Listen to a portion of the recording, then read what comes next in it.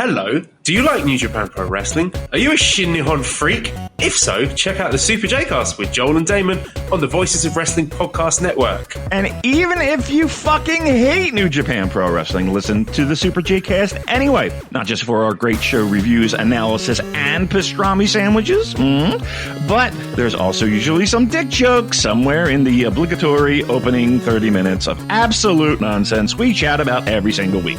That's the Super J-Cast for all the best talk about New Japan Pro Wrestling, crisps, and pornography.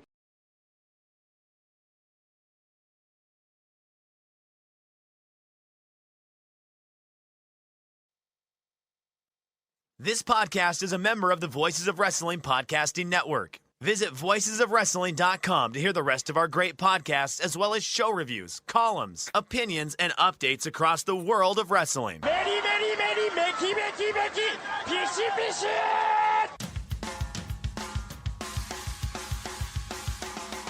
You are listening to the Flagship Podcast with your hosts, Joe Lanza. I'm on fire, Rich! You were on fire before, and I'm on fire now! And Rich Crage. Wonderful Christmas Time? Yes, it was on earlier today when I was driving home from work. It's the worst Christmas song that's ever been recorded. It might be the worst song ever recorded. Rhythmically, it's terrible. The lyrics are awful. It's just everything about that song. Legitimately the dirt. I mean, it might be the worst song ever created. And we are live on the Flagship Podcast. I am Rich. He is Joe. Joe, what's happening? How are you? I love how in the chat they're saying, "Oh, look, they're going early when we're 11 minutes late." You know what? That's what we've cultivated. That when you're always 30 minutes late, when you're 11 minutes late, you're early. That's not bad. Like the classic, corporate America thing is, if you're 5 minutes early, you're late, or that bullshit. No, we're the opposite. We come in 11 minutes after we tell everybody that we're going live, and everyone goes, "Whoa, hold on, I wasn't ready. Oh God, I don't have anything." Got to keep people on their toes, though. Got to keep them on their toes. We would never survive working for Tom Coughlin. Right? Yeah, he was like a half-hour guy, right? He was like you need to be in. He believed in like the thing you just said. He would find players. He would find the players for being early because they weren't early enough, and that meant they were late, right? To meetings and stuff. So we would never survive in that environment. Nah. Maybe the Jaguars never should have fired Tom Coughlin because things haven't gone too hot for them in the ensuing. How long has it been? Maybe 15 years since he was the. Right, yeah, it has been. I was thinking, for some reason in my head, and that's because where I'm at with the NFL is I'm in a constant state that it's still like 2008 in my brain, because I don't really engage with the NFL weekly anymore like you do or whatever. So when you said how long has it been since Tom Coughlin had left the Jaguars, I'm thinking a couple of years here and there. It's like no, it's been a while. 2002, Rich. Yeah, and 2002. Famously won a Super Bowl, 2 Super Bowls with the Giants as well. He won both of those, right? Those were both his. Guy won 2 Super Bowls since he left. No, but I think the Jaguars brought him back as a consultant or something. Yeah, I do remember that. Yeah, because they were trying desperately to cling to the relevancy that they had in their early days, and that has not worked out very well for the one Jacksonville Jaguars. No. Speaking of things not working out very well that are owned by the Khan family, let's do it. Yeah, let's get to it right away. That was a totally unplanned segue, by the way.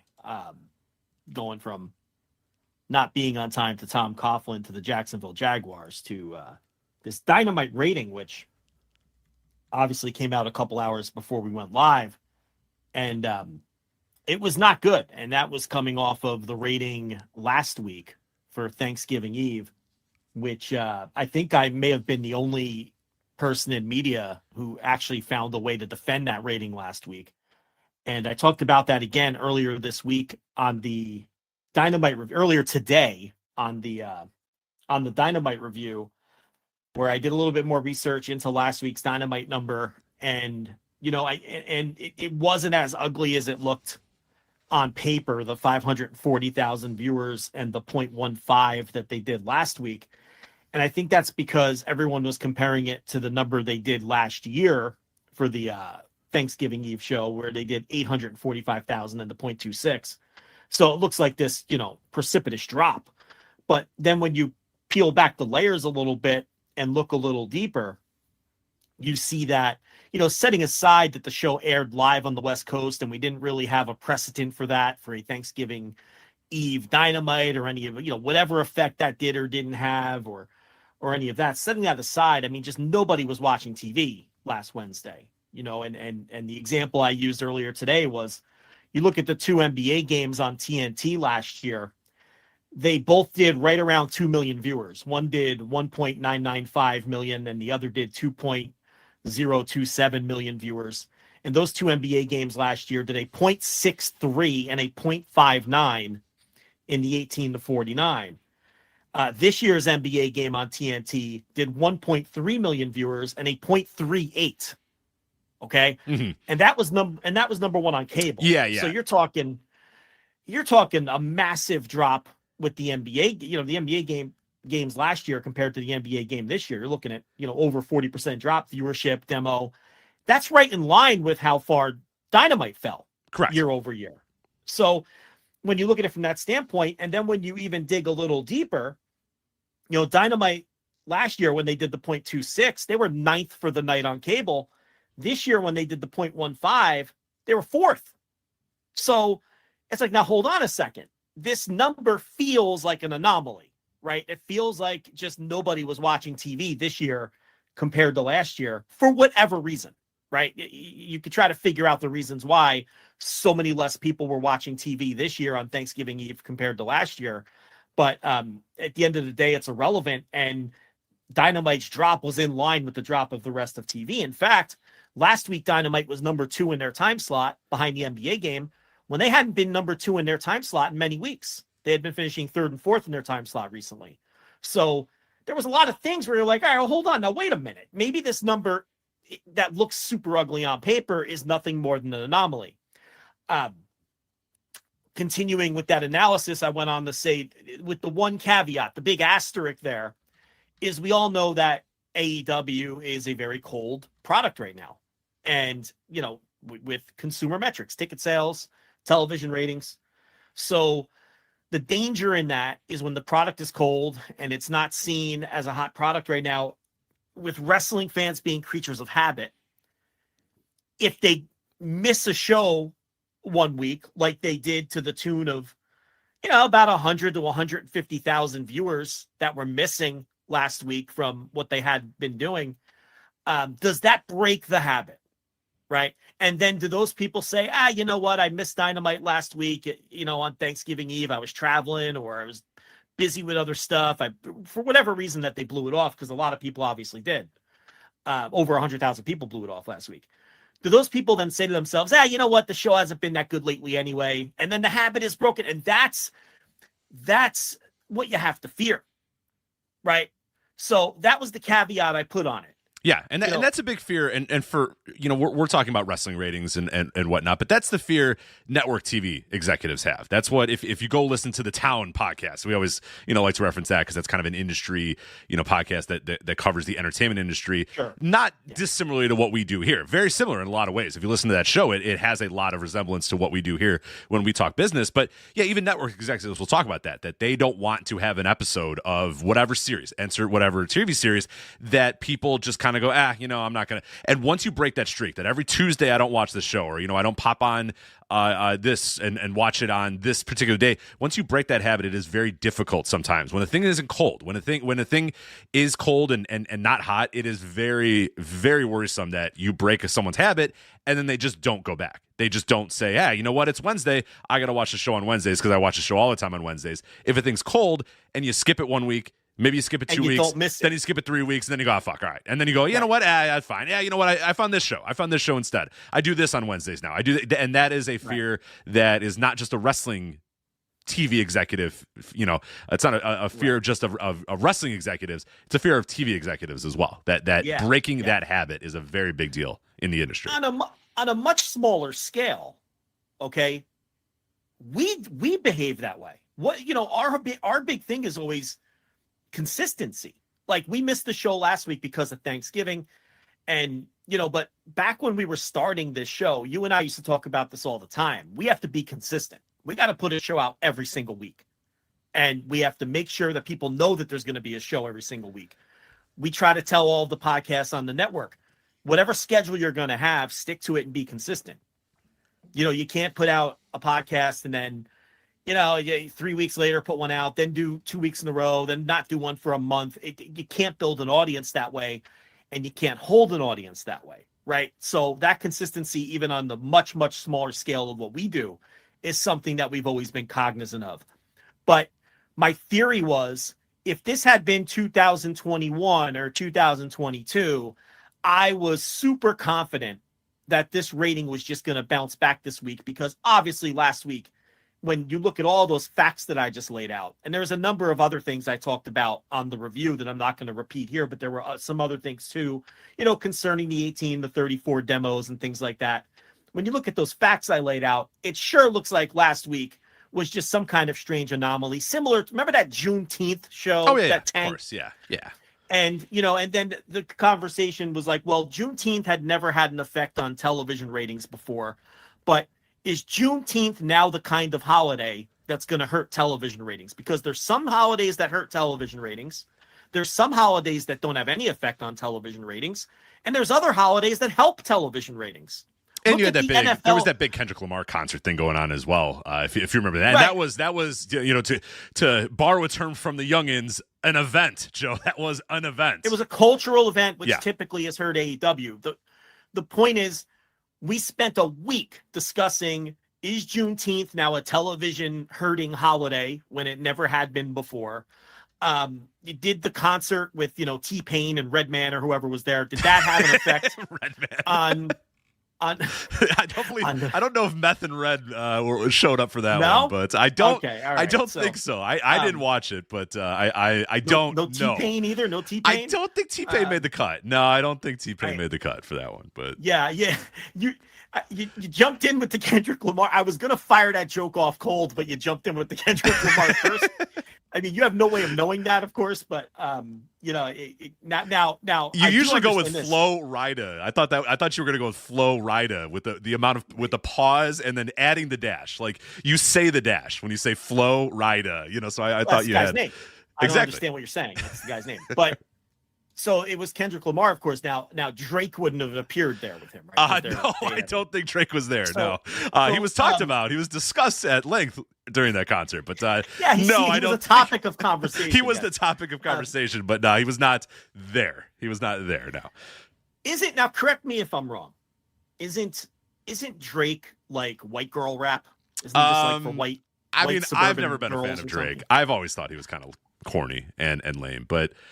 You'd have to ask, is someone younger than me can chime in on this. This is also a beef that, similar to a lot of things going on in pop culture these days, I don't actually know what the beef is. I'm not locked in. So it's like, I've always liked Kendrick Lamar, and I've always disliked Drake, so I have an affinity to go one way or the other on that. So I was probably always going to side with Kendrick Lamar and whatever this beef may be.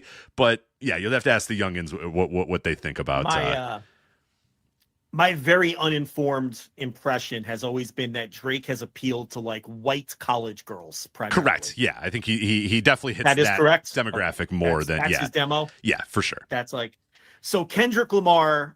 I can only assume. I know nothing about him. I couldn't pick one of his songs out of a lineup. I assume he has some top 40 hits. I've obviously heard of the man. I would assume that he's considered cooler than Drake. Is this correct? Or are we very correct? Very correct. Yes. Or are people going to get mad at us? Well, there was a time when people thought Drake was cool. Those people were wrong because he was never cool. He was always corny as fuck. But there was a time where people thought Drake was cool. Now nobody thinks he's cool. Now everybody agrees that he's not cool, and Kendrick is probably Kendrick has cred, whereas Drake is not cool. You know what I mean? Like that's probably the best way to pull it off. So aside from the college-aged white girl demographic, no one's going to come for us for saying this. I don't think so. There may have been, if we had this conversation 7, 8, 9 years ago, there would be people coming from us, but I was right then and I'm right now. So no, we'll have nobody coming for us. So, and obviously, aside from like white senior citizen women, we probably don't have a smaller demo than white college-aged females listening to this show, right? So we don't really have to worry about that. Not really necessarily coming from very us too small often. Demo, very small sliver of the pie, I would say, that are come from that particular adult women though, because I do see people. We have a lot of adult women. We do. There was this one YouTube commenter that really got under my. I wanted to reply to him, but then I was going to send him like graphs. It's a waste of time. And I'm like, what am I doing? Why would I do that? Why would I do that? But he was like, this is why no women listen to your show, and I was like, oh no, sir. You would be stunned. Little do you know at the amount of women that listen to the show. Yeah, that's not true at all. I mean, obviously, it's mostly men. but it's a that's wrestling probably podcast. Yeah. but yeah, the numbers would definitely say different on that. But 19-year-old white girls who also enjoy Drake, probably not our wheelhouse. Probably not our wheelhouse. So anyway, yeah, the Thanksgiving Eve number really reminded me of the whole Juneteenth thing, where it was like everyone was throwing up these red flags because the number was so bizarre. Well, you had that 5. And I think that 5 in the number too. What the 536 was like? Whoa, 536. That's $500,000. It was just it was a very clean number to react to. It wasn't 700,000. It wasn't they've done, but it was that 500,000, that ominous. Oh my God, 500,000 in the overall viewers. And below 0.2 in the demo. Like they were nice, bold, kind of shocking numbers to look at and react to, like you said, without context at all. Right, but that one really did turn out to be an anomaly, right? And it turned out that we all kind of wasted our time breaking all of that down. That's why I approached this Thanksgiving Eve number the same way, especially when I dug deep and looked into the numbers. But it appears as though the sort of warning I gave with the asterisk to this, that what you have to worry about is the people who didn't watch maybe not coming back next week because AEW isn't a hot product right now, and maybe they see that, all right, I missed it 1 week, I don't have to come back. And this week they decidedly did not come back, as the show did 586,000 viewers and a 0.17, just fractionally above what it did last week and what we thought was an anomaly of a number. Now, it is entirely possible that last week's number was in fact an anomaly, but it could be an anomaly that is now leading to a new settle point. Now, next week is Winter is Coming, right? And it is a more loaded show than they presented this week.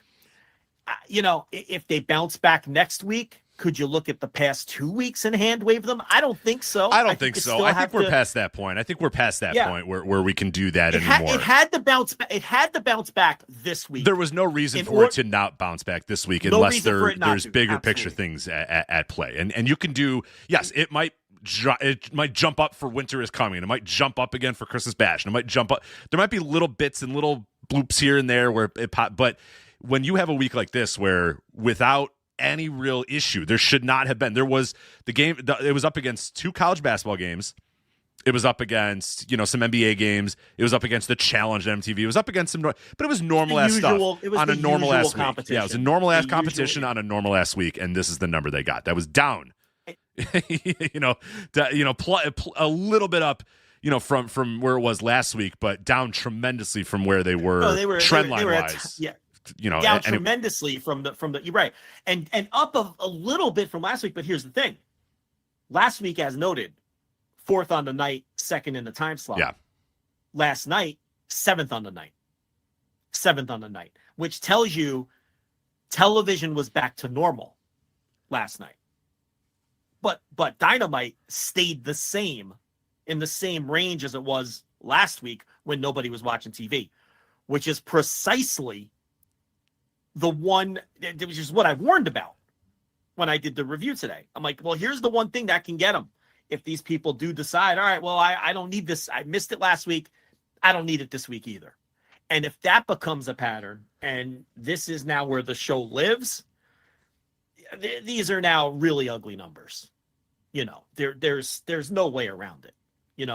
Last week you could dress it up the way I just did at the top and make it not look as ugly as it looked on paper, right? And I did that. But I don't think you can dress this one up unless there's something I'm missing. There's no way to dress this up. You really can't dress up the last back half of this year. I mean, you go to WrestleNomics and the great graphs that Brandon Thurston provides. There's no dressing up what this 2024 graph looks like, in particular what this 2024 graph looks like after September, after October. It's comparison year to year is bad enough, but even just in this calendar year, the comparison. I mean, that chart is ghastly looking when you look at the 18 to 49 and the total viewers. Perhaps even more importantly, compared to the loss of cable viewership, which also is not a favorable number anymore, right? You can't even say that it corresponds with the cord cutting. because I believe their drops year over year are now outpacing the cord cutting. Yeah. And certainly will be if they start doing below 0.2s consistently, the past 2 weeks, if you start, averaging 0.16s and under 600,000 viewers, and this is where you live, then you're outpacing the cord cutting. Yeah, just to give you an idea, last from 2023 Q4 to 2024 Q4, they're down 26% in total viewers, and they're down 32% in the 18 to 49. That outpaces the cord cutter. That's outpacing the cord cutting. So, because you could always look at that, and that's fair. If we've talked about that over the years for whatever show, whether it's Dynamite or whatever wrestling show that we've talked about. Shows down, 6%. All right, well, cord cutting's at 5%. Okay, well then it's not that big a deal. Mm-hmm. It's negligible. It's a negligible difference at that point. It's the same pace as television or whatever, and it's now. One thing, if you're trying to look, NXT has done some bad numbers the last 2 weeks. We'll get to that. We'll get to that number, by the way, later in a bit here. Well, yeah, I mean, the last 2 weeks NXT has actually done worse numbers than Dynamite. This week they did 593 and a 0.13. And last week was no better on the Tuesday before, the Wednesday Thanksgiving Eve Dynamite. Now, and that's on CW, which we can see now this is where, the switch to CW, and this is where NXT lives now in this range. It was a kind of a question like, how is, what kind of numbers are they ultimately going to do when they stop loading up the show and they just are putting on their well, now we know, because CW was the big unknown, because in theory it's available in 100% of homes, right? Because all you need is the antenna. But what mitigates that is nobody watches the CW. So you're not getting any kind of rub from anything else on the network, because nothing on that network does a number. So even though it's technically it could be technically could be available in 100% of homes, number one, we know that it isn't, because not everyone's going to go out of their way to get an antenna just to watch the CW. And number two, it's a low viewed network. So they were better off on USA for that reason alone, even though CW technically is available in more homes. Right. And now, the CW risk was that, and we talked about this a lot when they went to the CW, is the risk that CW is taking is nobody watches us now, but if we bring live sports to our network, will people start watching? If we bring the NASCAR Xfinity Series, if we bring NXT, if we bring select college football games, select college basketball games, if we become a hub for live sports, will people come and watch the CW? And so far the returns are not really. No, not really in large enough numbers are people making the CW a regular stopping, regular stop on their dial. I'm using the most antiquated term possible, but you know what I mean? Like that people aren't used to or in the habit yet of putting on the CW to watch whatever sport they're going to watch, or finding the CW or whatever. So yeah, regardless of the amount of TV or the amount of homes that have the CW and can get them on their TV, like not we're seeing it right now play out. That groundswell of people tuning into the CW has not happened just yet, the way that they wanted it or expected it. And it's not a wrestling wide trend. This week's Raw did its highest numbers since August. Correct. So, this is a NXT and a Dynamite thing. This is not a pro wrestling thing. Now, SmackDown's a different story, but we don't have year over year comps because they were on Fox last year. But SmackDown is pretty much right where we thought it was going to be, right? I mean, give or take. It's we all expected SmackDown to be where it is now that it's moved to cable. So the question then becomes with AEW, and we'll have more on NXT in a minute. The question then becomes with AEW, now that we can all agree that this is potentially a somewhat disturbing trend for their Dynamite ratings, what can be done about it? And I don't know where you stand. My thing is, I don't think there's some button you can push. I don't think there's some big sweeping change that you need to make. I just think you need to produce the best show you can possibly produce and try to make stars. That's it. And it's not an overnight process. It's not something that's going to turn instantly. It is a slow process. And the fact is, as you noted by looking at the back half of this year and their declining numbers and the ticket sales that correspond to that, right? The fact is, we might not even be done with the decline phase here. right? So you can't start rebuilding until you've bottomed out and you've finished your decline. And this is you just study wrestling history. This is how it works. It's very cyclical. And then from there, they just have to keep plugging away, somehow find a way to keep morale up, both behind the scenes and in front of the camera, and just produce the best product you could produce. You know, we saw territories go through this throughout, you know, different stages in different places. We've seen WWE go through this throughout their history, where there's ebbs and flows in the business, and there is no magic solution. What you don't want to do, and then I'll turn it over to you to get your thoughts here. What you don't want to do is constantly tell the audience that we're hitting a reset button. And they've sort of flirted with that. Oh, we're restoring the feeling and all this stuff. Stop telling the audience that there's something wrong with the show. Thank you. Okay, enough with restoring the feeling. And you can't keep hitting these magical reset buttons or trying to do that, because then you become TNA. You know, then you become late stage WCW, where we're just going to reset everything every 6 months and you know, just stop. What they need to do is just produce the best product possible, the best way that they can, and then see where the chips fall. And we can have a conversation what that would entail, but there's nothing drastic that's going to change this. And any sort of drastic measures you start to take, big sweeping changes and the type of things I discussed, to me, are only going to make it worse. What do you think? So right off the top, the point that you put up right there about restore the feeling and that term and that terminology, number one on my list of things that I came up with earlier today, of like, here's let's have a big picture talk about AEW, what they can do, solutions, that sort of stuff. In bold, underlined, highlighted, is stop restoring the feeling. Stop talking about restoring the feeling. Stop mentioning restoring the feeling. I don't want to hear it. I don't want to see it. I don't want Daniel Garcia having it on t-shirts. I don't want it. Fuck off with restore the feeling. You're not restoring the feeling. That feeling is gone and it's lost and it's dead. That feeling, you're not getting that back. You're not restoring that feeling. You could have restored that feeling, you know, a year and a half ago. You could have restored the feeling, you know, several months ago. You are not restoring the feeling anymore. That is done. That is gone and dead. The feeling has passed. You can't restore it. You're not getting it back. And you shouldn't get that. You shouldn't say we're restoring the feeling, because all you're saying is, we know our current product sucks, and we know we used to be better, so we're going to try to be better, but right now we suck. Like, stop with that shit. You have to start looking towards the future. You cannot keep looking in the past, because the more and more we look in the past of AEW, and we're getting further and further from the hot period, the quote-unquote hot period that AEW had. It's, you know, it wasn't that far away, but it was also pretty far away. Time moves fast. The wrestling industry moves very, very fast.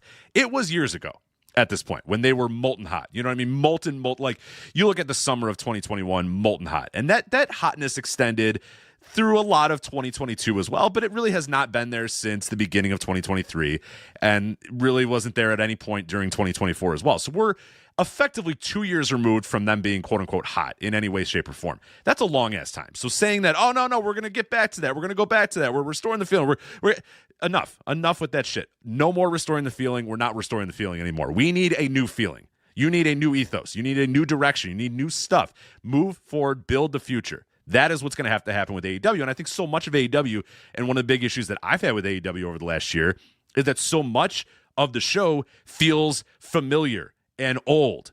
And that comes in a lot of different forms. That comes in the form of the people you have on your roster. And I've been one of the top opponents of bringing in as many WWE, ex-WWE wrestlers as and people get on me every single time. And it's never just one person. I'm not...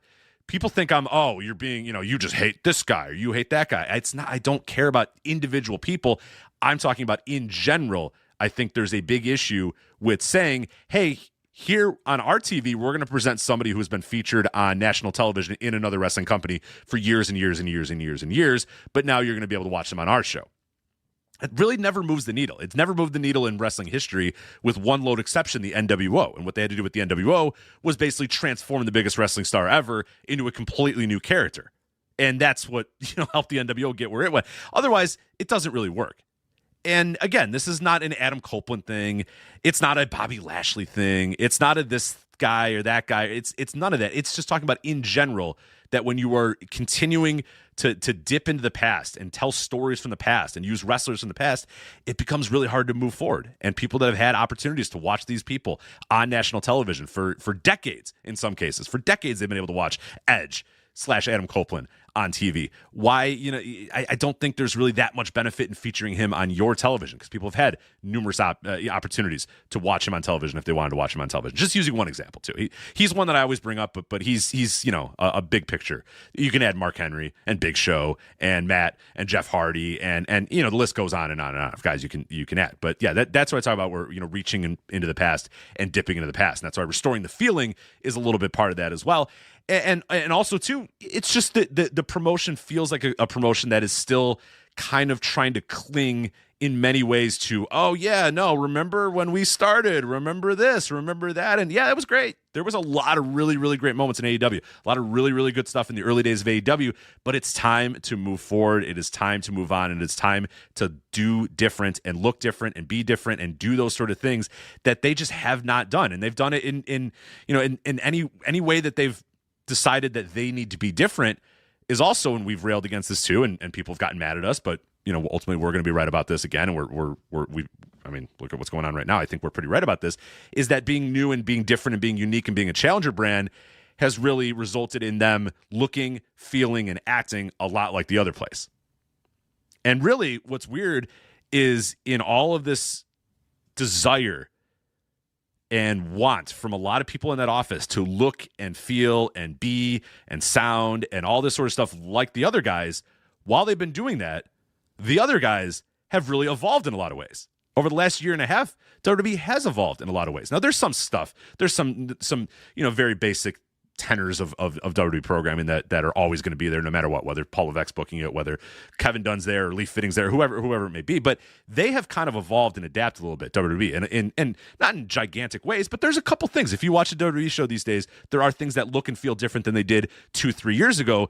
And AEW, for whatever reason, because of a lot of people that they've hired in that office, which we're going to talk about them in a sec. I want to talk a little bit about a lot of the hires that have gone on and accountability and all that sort of stuff. But a lot of those people that they've brought in from the outside to come into AEW and they're wrestling experts, and they're experts with a lot of expertise in this field or whatever. A lot of their expertise in the field has been making them look, feel, and act a lot like WWE was 3, 4, 5, 6, 7 years ago. While WWE is on the other side, kind of for the first time in a very long time for their company, evolving the way that their show looks and sounds and feels. And it has just made them, it makes AEW look like a very dated product in a lot of ways. It's got a dated roster with a lot of people you've seen on television for decades. It looks and feels a lot like old WWE. Like by old WWE, I mean, WWE from 5, 6, 7 years ago or whatever. 2019 WWE. Like Dynamite. I'm not cutting you off, and I'm gonna let Rich cook because Rich is cooking. I'm gonna let him cook. But a common Dynamite looks and feels like a 2019 era Raw. That's what it is. That's how it feels, and that's how it looks with better wrestling. Yeah. Oh yeah. Of course. And that's always been the caveat that we sort of came at AEW with and discussed. Even a year and a half ago, 2 years ago, when we first started noticing. You were probably the first one. I think in March 2023, noticing this thing's starting to look and feel a little different here. What's going on here? What's kind of happening here? And by April 2023, full on screaming about, guys, I don't like the way this is going. And you got a lot of shit for it. And you stuck to your guns. You stuck to it and said, guys, I'm telling you, this thing doesn't look and feel like it used to, and it doesn't look and feel like it should if we're going to truly be an alternative and be a challenger brand or whatever. And over those years now, it really, it doesn't. It's losing a lot of what made it unique and a lot of what made it different by being like the other guys and being and wanting and desiring to be like the other guys, because that's how wrestling is done. That's how it has to look, and this is how it has to be. And that is a problem because people tune in and it's the same. It looks and feels and acts exactly like a show that you've watched for decades. And a lot of times it features a lot of the same talents, like I said, that you've seen for decades now. And eventually that's going to have an expiration point where people, if you're a hardcore wrestling fan, you've been watching wrestling for, a decade, 2 decades, 3 decades, 4 decades. It's just it's not a show that really feels like an exciting new show in any way, shape, or form. It feels like a very familiar show. And I don't think that's good. I don't think AEW should feel like a familiar show in any way, shape, or form. It's still, as number 2, it should always be. The feeling they're talking about restoring is that feeling that it was something new, unique, and groundbreaking. Yeah. And that's why they constantly say restore the feeling. That feeling's gone because of everything you just said. And I truly believe, starting around February and March of 2023, when everybody thought I was a lunatic, and history has proved me right, that's when the tone of the show started changing. I think from that point to this point, they have run off the portion of the fan base who doesn't like this style of wrestling television presentation, because that's what drew them to AEW to begin with, because they didn't like this style of wrestling presentation. And now they're slowly going away because that's what AEW is now.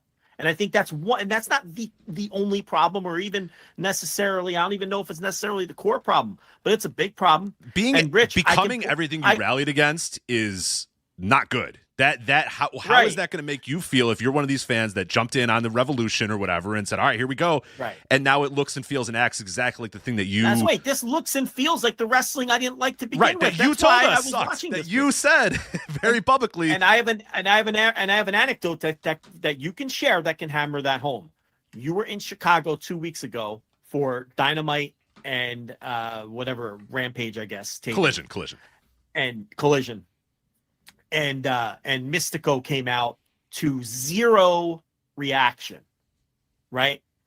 You were there, and I noted that in one of my reviews, and you confirmed it with me. You're like, yeah, the guy got nothing. And what did you say to me? I'll let you speak for yourself, because it's a great point. Go ahead. Well, I said that Mystico would have. Yeah, the fans the fans that used to, if Mystico came out on a 2021 episode of AEW television, he would have gotten a massive reaction, because those fans that used to think of the pro wrestling world as, and followed the pro wrestling world and followed international wrestling and followed, Lucha and followed Puro and followed all this sort of stuff, they would have known Mystico. The fans that AEW have right now, largely from what I've been able to tell by going to several shows over the last couple of years, is a type of audience that maybe watches AEW and that's about it. They're not tuned in. They're not locked in to the full wrestling world. They're not locked into Lucha. They're not locked into Puro. They're not locked into all that sort of stuff. So you have an international superstar, like a mega draw internationally in Mystico come out, and these fans, they're not engaged like that anymore. They're not those types of fans anymore. They don't have those fans, the fans that are just unabashed pro wrestling fans that watch and consume and know pro wrestling through and through. There was a smattering of people who knew Mystico, or who knew who Mystico were in that building. They didn't care. And guess who was way more over than Mystico in that match? MXM. MXM got probably 10 times the pop that Mystico got. Think about that. And it's not just with Mystico. We see it with Tomohiro Ishii. We see it same with show. Minoru Ishii Suzuki. came out to nothing. We see it. And I was at the show where 2 years ago Ishii came out to a mega pop, because it was fucking Tomohiro Ishii. Comes out on this night, and it's like, okay. That audience is gone. They're gone. And I believe they started to run them off in March of 2023. That audience is gone. Okay? And again, I don't think that's the only reason. I think there's a lot of contributing factors. I think trying to boil it down to one thing is foolish. Brawl out, obviously, is a major contributing factor. Not just the WWE style and tone that we're seeing on screen, but all the WWE writers and execs that they have in there, which contributes to the loss of AEW's identity that we had just speaking about, is obviously a factor. The poor marketing and planning. I mean, for the C2 to come together as late in the game as it did, to the point that their selection show that they were hyping couldn't air until 10 o'clock Eastern that Sunday, because they didn't have the field settled just hours before they announced the field, which I know for a fact that as late as Thursday, they didn't know the whole field for that tournament. That's a fact. I suspect they didn't know the whole field for the tournament as late as the weekend. I don't know for a fact, but I know for a fact by Thursday they didn't have the field settled. This is the kind of thing you should have planned and booked out months ago. Months ago, you should have known who was in this, who was winning it, the result of every match. Okay? And then if there's an injury or something, you of course you constantly have to adjust. That's a different thing. So and the marketing, listen, this company is just and the guy at the top just puts way too much value in Twitter and social media, and it's something that we talked about. Right there, he puts way too much value in Twitter. And he's starting to branch out a little bit. They're starting to announce things on TikTok and these other places, which is just falling into the same trap, to be quite honest. But at least it's more diversified if you want to look at it from that standpoint. But, I mean, announcing all of your matches on Twitter, which is where a large majority of their announces or their matches are announced, not on their TV, on Twitter. It's absurd. It's absurd. Okay? You need to announce things on your TV and hype things on your TV. The marketing is awful. And the promoting and the marketing is terrible. It's like last night they did that Anna Jay, Penelope Ford hype video literally moments before they hit the ring. And it was a great video outlining their history. Yeah. Oh, tremendous video. I had forgotten they were in a feud previously. You know, I have a bad memory when it comes to certain stuff like that. I had forgotten that they had this program and that bloody blow off match on Rampage or whatever show it was on. I think it was on Rampage. Not important. But that was the kind of hype video that they should have been playing for weeks to hype up that match. We should have seen that video for that Anna Jay Penelope Ford match so many times that when they showed it last night, we were sick of seeing it. It's the first time I saw it. They should have played it on all the shows last week. All 3 of their shows last week should have aired that video. All 3 of their shows the week before should have aired that video. They should have known they were doing the match, hyped it up. And, you know, you might be saying, all right, Joe, it's Anna Jay versus Penelope Ford, but you have to win on the margins. It's not just big picture. You have to win on the margins too. Anything that's going to draw eyeballs, anything that's going to hype up your product. What's the point of producing a video like that if the only people that are going to see it are the people that are already watching, the match is going to happen 2 minutes later? Right. And someone's probably going to say, oh, it was on YouTube. I don't care. So is Matt Camp. And nobody even knows Matt Camp is doing those things for the Continental Classic. Do you know how I know that? Because when I mentioned that today in my review, we were getting replies in our comments saying, Joe, this is the first I'm hearing about Matt Camp doing C2 videos. So that's how much YouTube is worth. Yeah. Nothing. Okay? They don't even tell you on TV to go to YouTube and watch Matt Camp's C2 videos. Did you know he not only did a preview, but now he's doing weekly roundups? Yeah, that C2. I didn't know. I knew he was doing the preview. I had no idea he was doing weekly roundups. Were you even aware? That's my point. And like, you do this for a living. Right. Okay?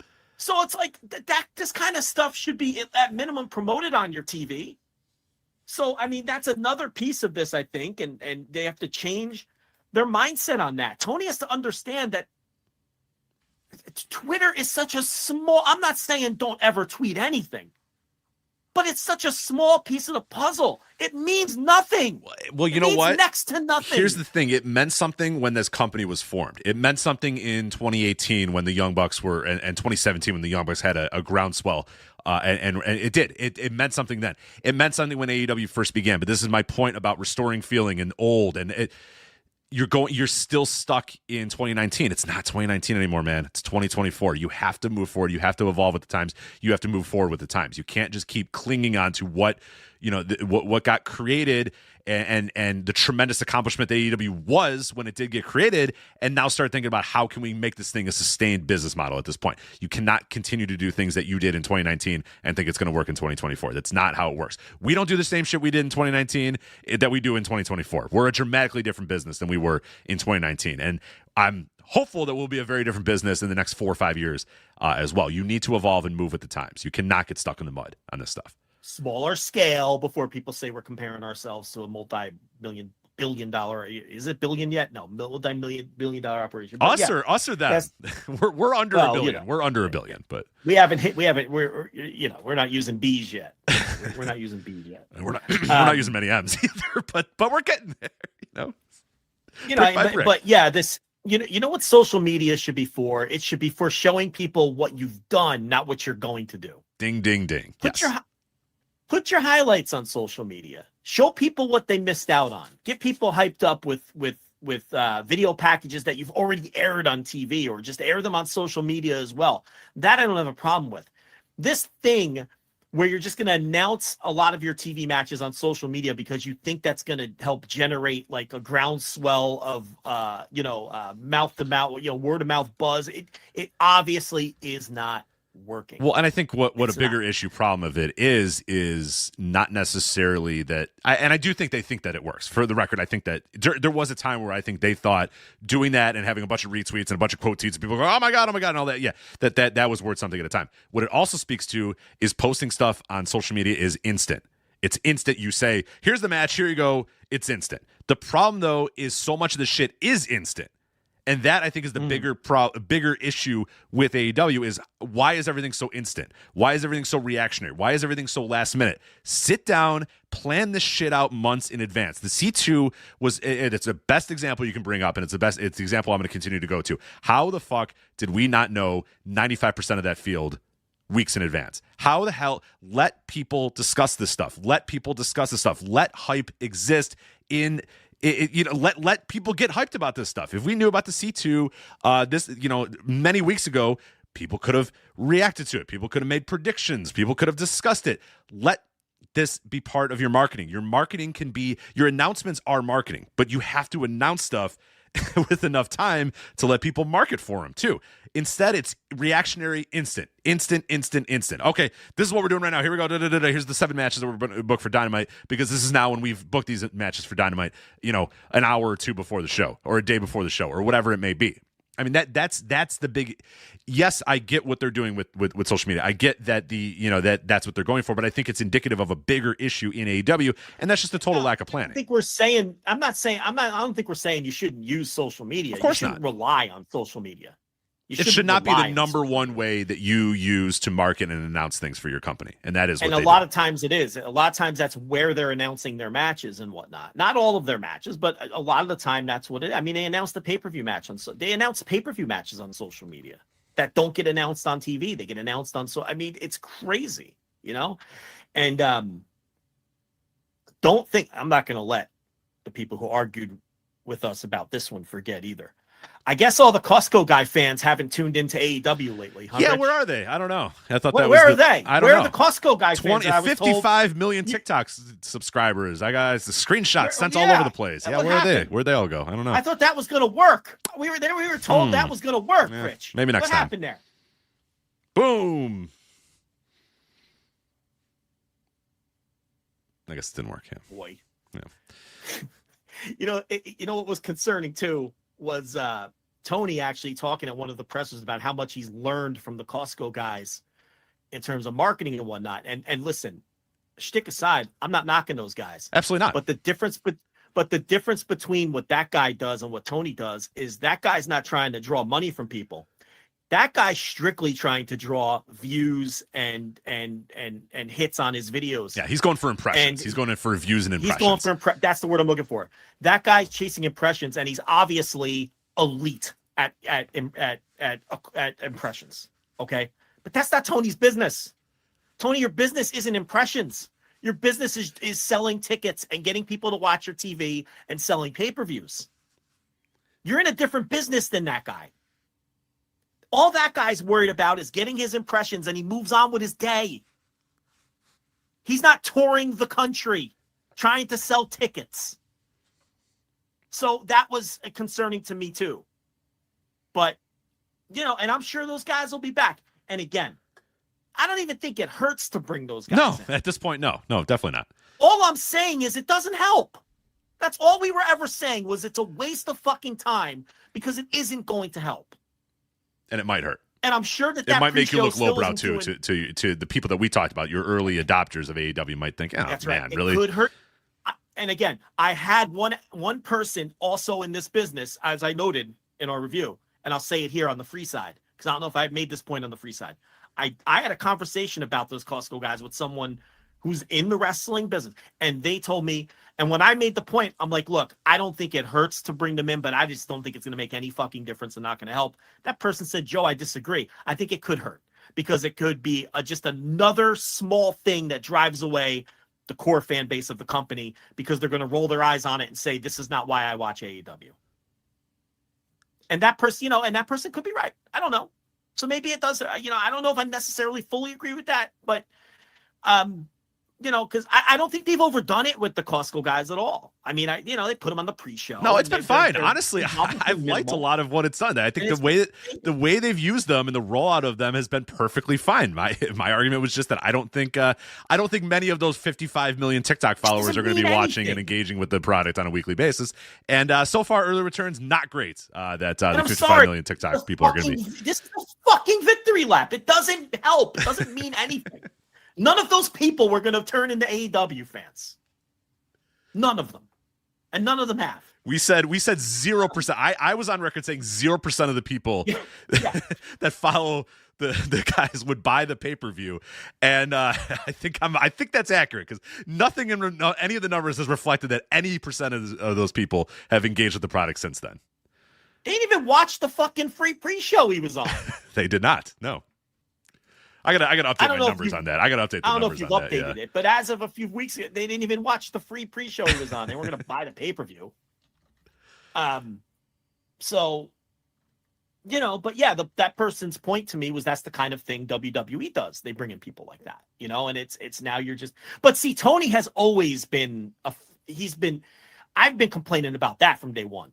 This guy's addicted to bringing in these D-list celebrities and thinking they're going to make a difference, whether it's Trina or the fucking jacket guy or Action Rick Bronson Ross and they've all had Paul Walter Hauser, and they've all been entertaining to different degrees. Some of them have stunk and added nothing. Some of them have been very entertaining and been very good on screen. Obviously the Costco guy had a really fun match, and he seems like a really good guy, and brings positive energy. I thought Rick Ross was a lot of fun. The jacket designer, nobody needed that. And the idea behind that was to like make Swerve feel like he's cool and like he has all. Yeah, but no one cares about the fucking jacket designer guy was there. Like, yeah, it was a 55-year-old white guy. No one thinks that guy's cool. It's like a lot of these. Trina added nothing. Action Bronson, he's the guy who wrestled at Grand Slam, right? He was good. Yeah, he was shockingly good. But the point here is none of this creates or adds fans. And I will stand by that.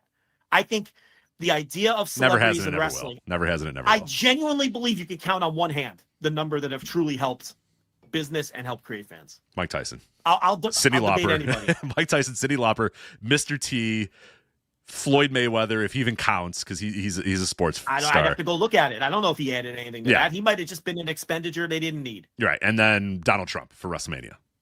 That's Donald Trump for sure. That's the like those Bad are Bunny. Bad Bunny. You could add Bad Bunny to that list. I think you want to throw him in. That's fine. Yeah. You want to say they ran Puerto Rico and ran that hugely successful show, and he had a large part of that. You could say that. I would counter with I feel like that show would have sold out anyway, as hot as they are. But I'm not going to die on that hill. I'll let you count Bad Bunny. I don't put him on the level as Mike Tyson and Cyndi Lauper and Donald Trump and the ones that were clear wins. I'm not doing that. I'm not going that far. Is Logan Paul helping their business? I don't know. Probably not. It doesn't hurt. They could afford to pay him. He's great in the ring. But I mean, I don't know. I don't want to get off on this tangent. But the point here is, circling back to AEW, I think there's a lot of factors that have led to this. And obviously, the one we haven't mentioned yet, WWE has been on a hot run. And the entire ethos of AEW was they suck, we don't, we're the new guys, we're rebellious, we're groundbreaking. That was the old feeling that, like you said, they can't restore that. That feeling's gone. It's time to find, like you said, find a new feeling. Because you can't rage against that machine anymore. Mm-mm. So, and that might be the biggest factor of all. But to me, those are some of the factors that have led to this. So how do they get out? Again, just produce the best product you can. I don't even want to get into the specific changes. I think everyone kind of knows the direction I would go with that. Probably you as well. I would make seismic changes in the presentation if it were up to me. I would make seismic changes in the presentation. And a lot of it would be going back to the stuff that was day one for them that they quickly got away from. I don't think I would do anything that wasn't in front of the camera for a full year. Nothing. I'm not right with one you there. backstage segment. No, my guess at not this one time backstage bullshit. segment. None of No, that. my My guess guess at at this time. None of that bullshit. No. In the ring. Here's somebody driving up in a fucking car, arriving at the show. No, oh my God, there's an attack happening in the back. I wouldn't do anything that wasn't in the ring or in front of the fans for a year. And that would be such a drastic change right off the bat that would be noticeable to the viewers, where it'd be like, okay, this is different. You know, and that's not a change that would save the company. That's not a change that would, but if you combine it with a half a dozen other things presentation wise, right? It still comes down to making stars and doing compelling storylines and presenting a compelling product. But I think those other changes in presentation are important too. And instead of getting further away from the way wrestling has always been done and the way the other company has done things, they continue to move closer to it. While you have astutely noted, the other company slowly moves away from the way they used to present pro wrestling. I still don't like a lot of the way Levesque's WWE is presented. In fact, in a lot of ways, I hate it even more for my sensibilities. But there's no doubt that there have been some changes. And it's funny because I think Dynamite more closely resembles like a 2019 Raw than fucking 2024 Raw does. Yeah, absolutely. 100%. In a lot of ways. And I think that is a big part of this. So, I don't know. Do you have any thoughts on how do you dig out? Do you agree with me that it's just a slow process and we might not even be done with the decline? It's not going to be there's not a solution. What's the solution, guys? What do they do? There is nothing. It is a complete, it's a look in the mirror moment. It's okay, we have to change a lot about what we do. What we do is not working. And I guess it's time for me to do this part too. We've hired a lot of experts. We've hired a lot of people with a lot of experience in this wrestling business in AEW over the last, 5 years or whatever, right? This guy, he comes with, he did this, and this. So this guy, a lot of smart people, right? A lot of expert people. At what point, and you bring this up all the time, and very astutely you bring this up all the time, is there any accountability? Is there ever a discussion or a moment where Tony or whoever gets everybody in that room, all these experts with all this history in the business, and says, all right, I hired all you because you're this and you're that and you're this and you're that. Why the fuck do these numbers look like this? Why does our attendance look like this? And why do our TV ratings look like this? If you guys are all experts and you are all the best in the business, why the fuck do these graphs look like the way they do? Because let me tell you, Joe, if those graphs that I look at, those AEW Dynamite ratings graphs and the attendance graphs, if they looked like what my graphs at my work look like, I'm getting a talking to. I'm getting a meeting. I'm getting an email. I'm not getting, Rich knows what he's doing. Nah, Rich is an expert. He's got a lot of history. Yeah. Rich has expertise. We trust him fully. No, look at those fucking graphs. I wouldn't trust Rich anymore if those are my graphs.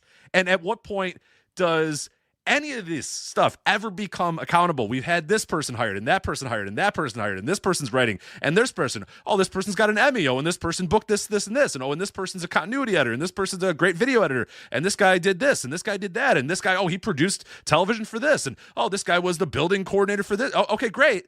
Look at these fucking graphs. At what point do any of you people have to be accountable for what the fuck's going on here, right? And will that? There's been no evidence that anybody's ever held accountable. Yeah, I don't know. Maybe Tony is a fucking mean old boss behind the scenes, holding people's feet to the fire. I don't know. I don't have any. I've never been told that. I would have some basic questions for people. I mean, I would ask my room, why were Will Ospreay and Kazuchika Okada hotter and more over when they came into the company than they are now? I would ask that basic question and see what kind of answers I get. I would ask Jen Pepperman directly, why was I able to draw a huge house in Boston for Mercedes Monet's debut, and now her quarter hours don't mean anything? You were hired specifically to write for this person. You've been great. You've branched out and you've assimilated into the company. And but your primary job here was to write for her. Why does she no longer mean anything? Why doesn't she draw? Do you have an answer for me? I mean, these are the basic questions I would ask people. I would ask them, why aren't we selling tickets? Does anyone have an answer for? And maybe those questions are being asked and we're being unfair, but they certainly aren't being answered, not adequately. I would say, why do we have no trouble selling pay-per-view tickets? And why aren't our pay-per-view numbers going down? But we can't sell tickets for TV, and our TV numbers are going down. Can any of you 47 people put your finger on that one? Because I think I might have an answer for that one, Rich. And I'm not in the room. And that's another thing too. People say, "Oh, what would you guys do? What are your solutions?" Nobody fucking pays me to have solutions. He pays a lot of people to have solutions in that building. I have some ideas if they want to listen. I got some ideas, but they don't pay me a lot of money to have solutions. They pay a lot of people though in that company to have solutions. It doesn't seem like many of them do. Someone in the chat brings up Jimmy Jacobs. Was that a classic sports firing where it was like, all right, we'll say you resigned? I don't know. By all accounts, it wasn't. So I can only go by what people tell me and what other reporters report. And allegedly it wasn't. And he really did leave on his own volition. And Tony Khan and others, there's people who will swear up and down he didn't have nearly as much stroke as people think he did. I happen to disagree with that based on my conversations with people, including Tony Khan, that I just don't agree with that. But look, I'm not there. But the point is, so is there some accountability? I don't know. We just don't. It's not being reflected in any kind of changes. I know that. I just feel like whoever, we all know Tony's rubber stamping everything and he's the final say, and he's always going to fall on the sword and take the blame. And that is what a good leader does. Okay. There may be some other leadership flaws with Tony that people talk about. I think Tony is just as responsible for the fallout of whatever happened at Brawl Out as Punk and the Elite are. I mean, I think there's a split of responsibility between all of those people. Your mileage may vary on how much blame each of those people deserve. Obviously, I believe Punk deserves a huge chunk of it. I don't think the Elite were angels in that situation either. And obviously, Tony handled it very poorly. But in terms of being willing to fall on the sword and take accountability for, Tony never throws anyone under the bus. He always says, I'm the booker. The buck stops with me. It's my decision. But, I don't know. I don't know if he's holding people's feet to the fire. What I do know is we're not seeing a lot of turnover or change. We keep seeing people added. Right. They keep adding people, but they've never removed. We're never hearing about anyone leaving other than Jacobs. We never hear about anyone being let go. We never hear about anyone even being demoted. And maybe that's happening and it's just kept very close to the vest. But with the way information gets leaked out of there like a sieve these days, I don't know if they'll be able to keep that quiet. It's the wrestling business, and I don't think much is. If someone was demoted, they wouldn't be happy, and they'd fucking leak it to their reporter of choice. Correct. Because that's how it's always worked in pro wrestling. So I don't know. Like you said, there's no evidence. There's any accountability. I mean, we're not seeing it. I mean, we're watching the television. We're watching the paper. We're watching all this stuff. Nothing. I don't see anything that leads me to believe that drastic changes have been made over the last half of the year as all the consumer metrics have struggled, and really the entire year as consumer metrics have struggled despite very extensive investments in the talent as well. They hired Will Ospreay, Kazuchika Okada, and Mercedes Moné this year, 2024. They hired those three people. Two of those people mean absolutely nothing. Zero mean nothing. Zero. And the third is getting there. Right. Like and Mercedes means nothing. No aura, no television draw, no merchandise, no ticket sales, nothing. Well, yeah. And Okada's right there with her. Maybe she's selling T-shirts. That I don't know if do we know that or not? I don't even know. Fuck, I haven't seen any. I haven't seen any if it's happening. It's not like she's moving business. And when she came in, she moved business. Right. Mm-hmm. Big business. She moved big business. Literally. Quite literally, big business. And Will, that his aura still exists, but as you've pointed out a lot, like that aura ain't what it was 5 months ago. That aura is not what it was. And there's no guarantee that it lasts until you're ready to push him. And I'm sure they have a plan to push him. I don't have any doubt they have a plan to push him. I don't have any doubt there's a long-term plan. I bet you Tony Khan knows when Will Ospreay's winning that world title. I'd be willing to bet that. I would even go that far. The problem is, and we've discussed this, and when I posed this question to you a couple of weeks ago, I'll pose it again. Did they miss the window? Did they fail to strike when the iron was hot? And I think it's possible that is the case, and that's true with Will Ospreay. In pro wrestling, sometimes if you miss the window, it doesn't open again. That's it. That was your chance. The fans wanted it then. You didn't give it to them. They have moved on for whatever reason. And I'm not saying that's definitely the case with Will Ospreay, but here's what I know. I went back and listened to some of our audios when those three people came into the company. And in specific with Will Ospreay. AEW fans wanted that man pushed when he came into the company. That's who they chose him. But there were other stories already happening. They didn't deviate from the plan. I acknowledge that's always a tough decision to make, but I think it is a valid and fair question as to whether they missed the window there. And that could have been something that sparked a stop on the declines. If they went with him when people wanted it and it worked, there's no guarantee it would have worked.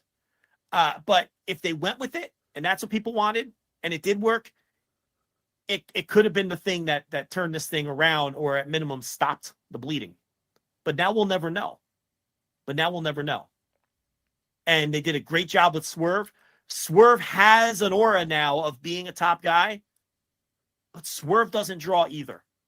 Nobody draws. Nobody in this company draws. No, and that really ultimately is the biggest issue, is that you Rich, now have I did a huge study on last year's C2 that I talked about behind the paywall. And you know who the biggest draw was in last year's C2? Bryan Danielson. Mm-hmm. And he's gone. And it wasn't even close. Bryan Danielson was the biggest draw on last year's C2 on a match-by-match basis. And go look at the people who were in that tournament. He was the biggest draw. So I'm not really comfortable with a lot of the discussion I see saying, "Oh, well, it was the Danielson title reign that they did." I don't know. The television rating data. It's not a thing. You're trying to boil this all down to one thing in one person. It's never one thing. And it's not. Look at these graphs in totality. It doesn't happen overnight. It's gradual, but sometimes it takes a week like this or a week like last week and the combination of these 2 weeks to really snap it into form. Oh, wait. Oh, fuck. What has happened? You know what I mean? Like sometimes it does that look in the mirror type of moment. You know, you spiral downward for a long time before you have that look in the mirror moment where you go, oh my God, okay, this has gone too far. This is getting wild. And that's kind of why we're having this discussion right now. It's not because one certain thing. It's not because of one rating. It's not because of one, but it's one of those moments that really opens your eyes completely and says, okay, this has been going on for a very long time, and this is not good. And these are very worrying signs and worrying things. And now are we in full scale panic? I don't know if we're in full scale panic, but we're in. Let's talk about this. Well, it's not panic because the money's guaranteed. Right. Okay. As Dave Meltzer always points out, and he's right, even if they sold 0 tickets between now and the end of the guaranteed portion of the deal, they're solvent. They're going to make money. So panic is the wrong word because they're good for the next 2 years. Okay. And then it's the third year is the option. Or is it 3 years and the fourth year is the option? I get confused. I think it's 2 years and the third year is the option. So they're good for the next 2 years. And I'll look it up while we're talking. But so panic is not the right word. I don't think it's panic, but I think is it worthy of discussion as to why they have some advances out for some shows that are well under 1,000 tickets right now. And the shows are in a few weeks. That situation's getting worse. Right. And that's always where it starts. And people that were smart to the wrestling business and people that have followed this stuff for years and years and years and years. And there's always new people that come in and new people that become wrestling fans. Sometimes you should listen to the people that have been around for a while. I know dunking on Dave Meltzer is a cottage industry, but sometimes you should maybe listen to a guy who's been studying this business for the last 50 years. And when he says, and he astutely pointed this out a year and a half ago or whatever, that AEW ticket sales and advances were looking weak, and that's usually the first sign that things are not going well. You can still have great ratings and still do a bunch of pay-per-view buys, but really the first sign that people are cooling down on your company is live event attendance. Used to be house shows for WWF and WCW, or WWE, WWF, WCW. Sometimes it was, your whatever it may be in the territory days, similar, like your normal regular shows. If you're Memphis, your regular spots at the Mid-South Coliseum, or whatever. Like looking at the ticket sales for those shows, It doesn't happen overnight, but little by little you start noticing, whoa, hold on a minute. That's a little bit down from what they did last time they were here. Oh, that's a little bit down from what they did last week. The last week. That's where you first see the sign that, things are maybe not going well. And astute people and people that study this business and have studied it for decades saw that and said, ooh, that's not good. And, obviously they got screamed at and yelled at and, you don't know anything and look at the ratings and stuff. Those people are right. Again, that was the first sign that things were getting worrisome in AEW was the live events and the ticket sales were getting, and that, like you said, I don't know that we've hit the nadir on that just yet either. Yeah. I will wrap up my portion of this segment with this. And that's, if I were Tony Khan or if I were advising Tony Khan, I would really take a long, hard look at the one facet of my business that has not declined: pay-per-view ticket sales, pay-per-view buys. I would take a long, hard look at that, and I would ask myself, why has that facet of my business been the one that has remained strong and hasn't seen the declines of everything else around it? Why? And I think the answer is very simple. And I think if they look at that and examine that, and I know you can't do TV like a pay-per-view, but their TV can resemble their pay-per-view, though. There's no reason their TV can't be presented the way their pay-per-views are. No nonsense. It's one match after another. It's a lot of action. For the most part, not every month, you get good finishes. We were afraid we were going to get bullshit finishes up and down Full Gear, and we didn't. There's consumer trust with the pay-per-views.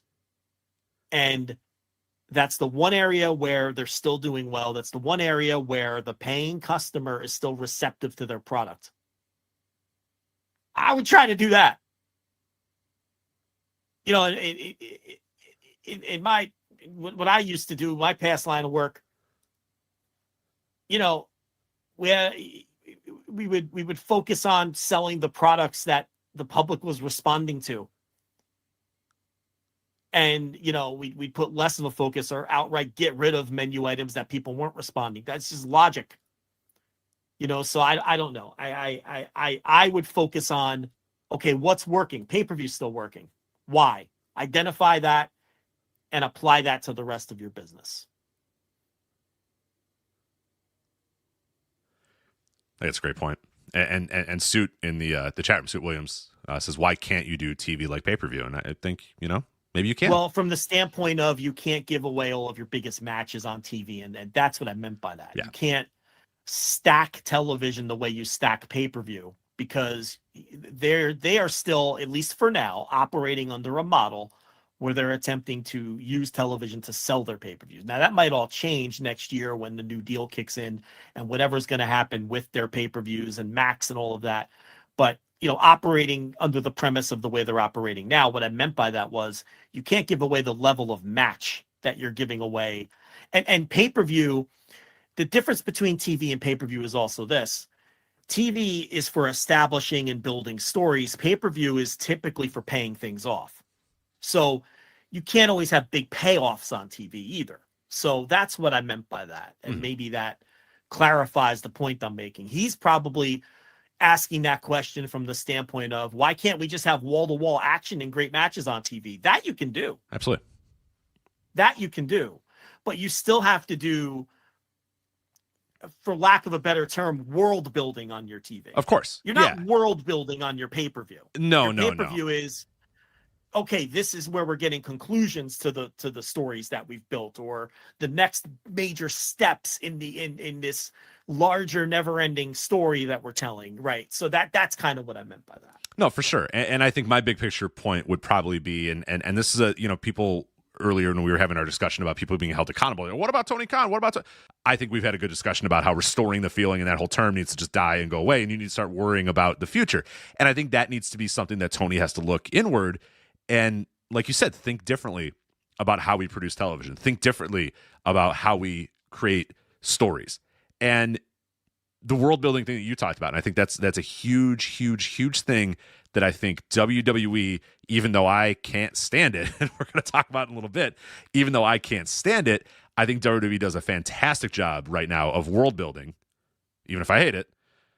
And AEW, I think, does a very poor job of that. Because if you just have wall-to-wall matches that don't matter and characters that don't matter and story arcs that people don't care about and titles that nobody gives a shit about and all that sort of stuff, that's not going to do anything. Just saying, okay, we're not going to do promos, we're just going to have matches. But ultimately, if you don't start telling better stories, creating better characters, creating better character arcs, making people care about baby faces, making people hate heels and like baby faces and be invested in a character arc. And I think that's one of the big things that AEW has suffered with tremendously over the last couple of years is that I don't think they do a very good job of making anybody feel, I don't think the fans feel like it's worthy to be invested in a lot of people. I don't think they ultimately do a very good job of telling stories with people. Nothing feels big or important in the company. No. Nothing feels big or important. No, and that goes to the titles too. The titles we talk about all the time. The titles just don't feel like anything, and that used to be a very important thing in this company was the titles, and winning the titles used to mean quite a lot. That's the best it's the best thing you can do as a wrestling company is make your titles important and meaningful because it's the best story you could tell. But ultimately, and I think it comes down to just having a plan, plotting something out, saying, okay, here is what we're going to do with Hangman for the next 2 years. And you know what?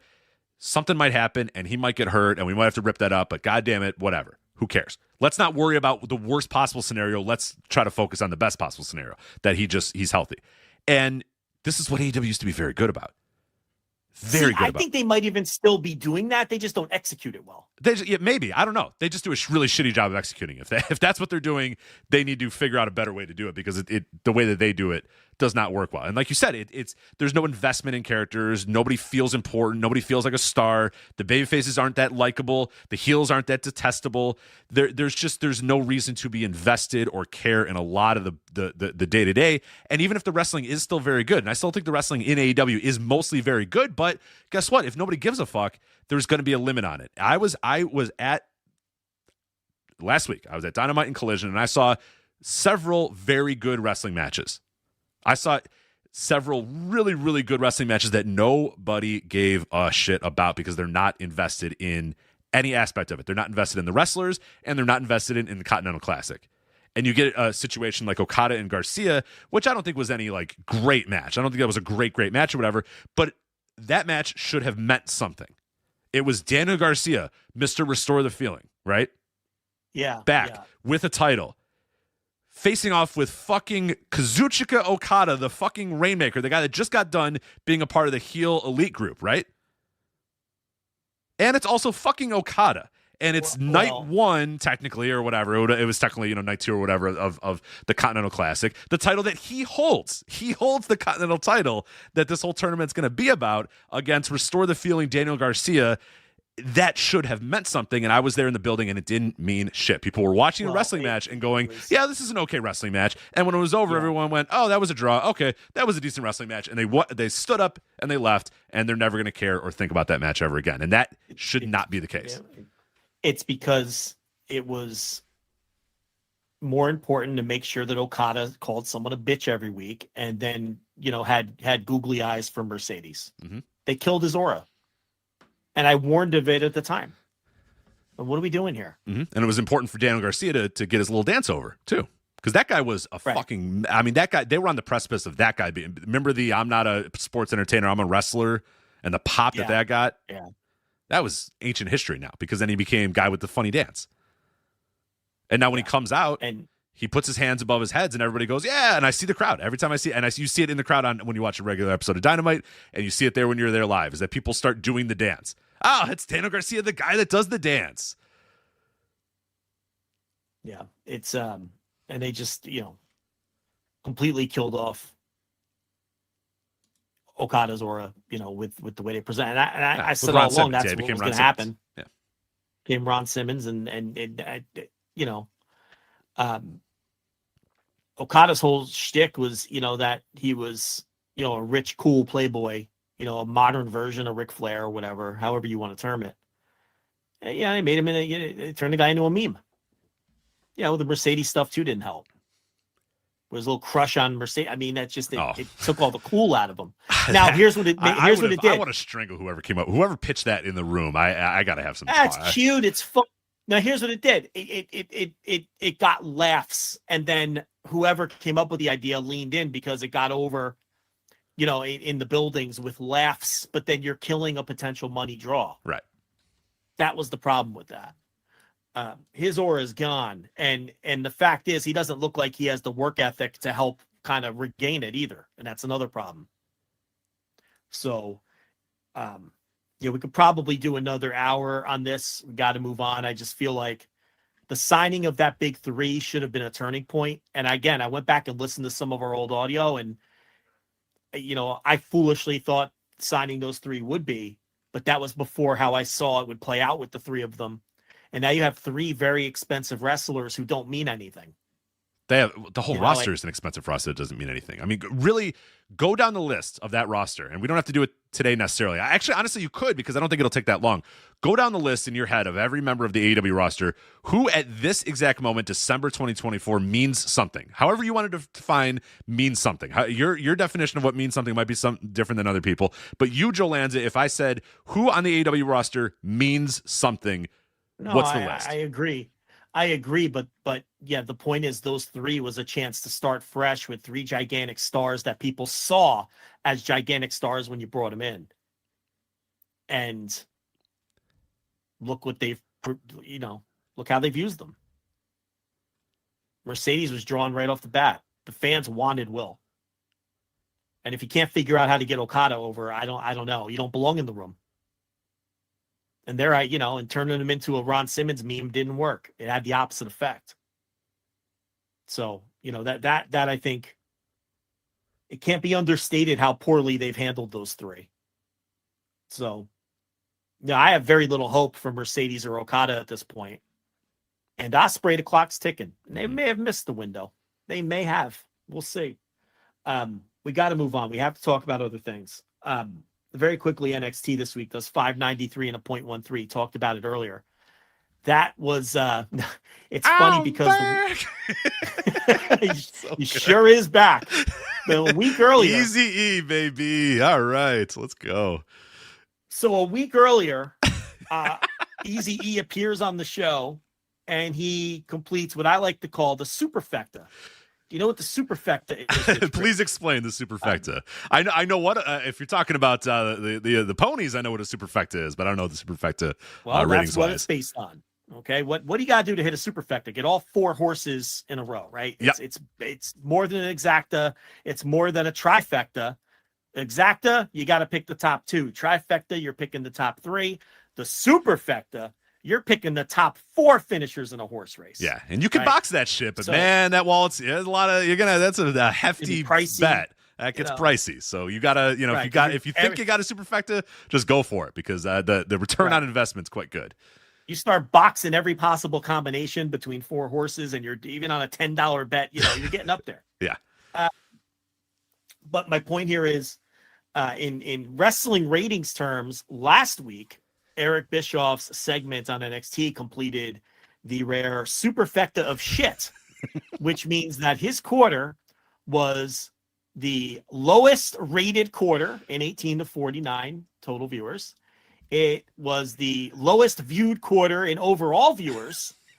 It was the quarter that lost the most overall viewers. And it was the quarter that lost the most viewers in 18 to 49. That is the superfecta of shit in pro wrestling television ratings when your quarter is the worst quarter in all four of those metrics. And Easy E completed that last week when he appeared on NXT on the video board. In his defense, Rich Craich, unannounced appearance. Unannounced. It was unannounced. Unannounced appearance. So we let him off the hook, even though he completed the superfecta of shit. And everybody turned off the show in the quarter hour that he appeared in. When this weird old man appeared on their TV screen. Right. Who is this weird guy? It's wild. I mean, first off, it's just wild that the Attitude Era has this hold on people that you can still bring people back from that era.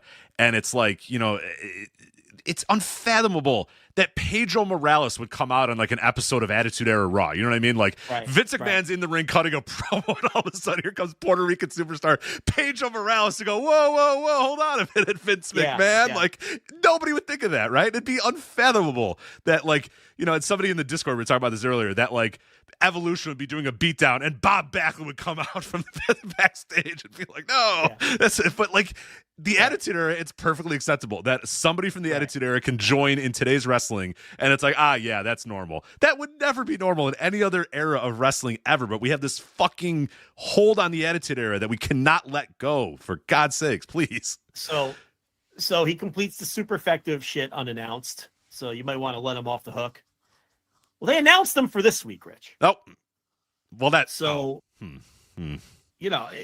Obviously, with him being announced, you now lose the excuse of it being a unannounced appearance. Well, with Eric Bischoff announced for NXT this week, the show did 593,000 viewers and 8.13.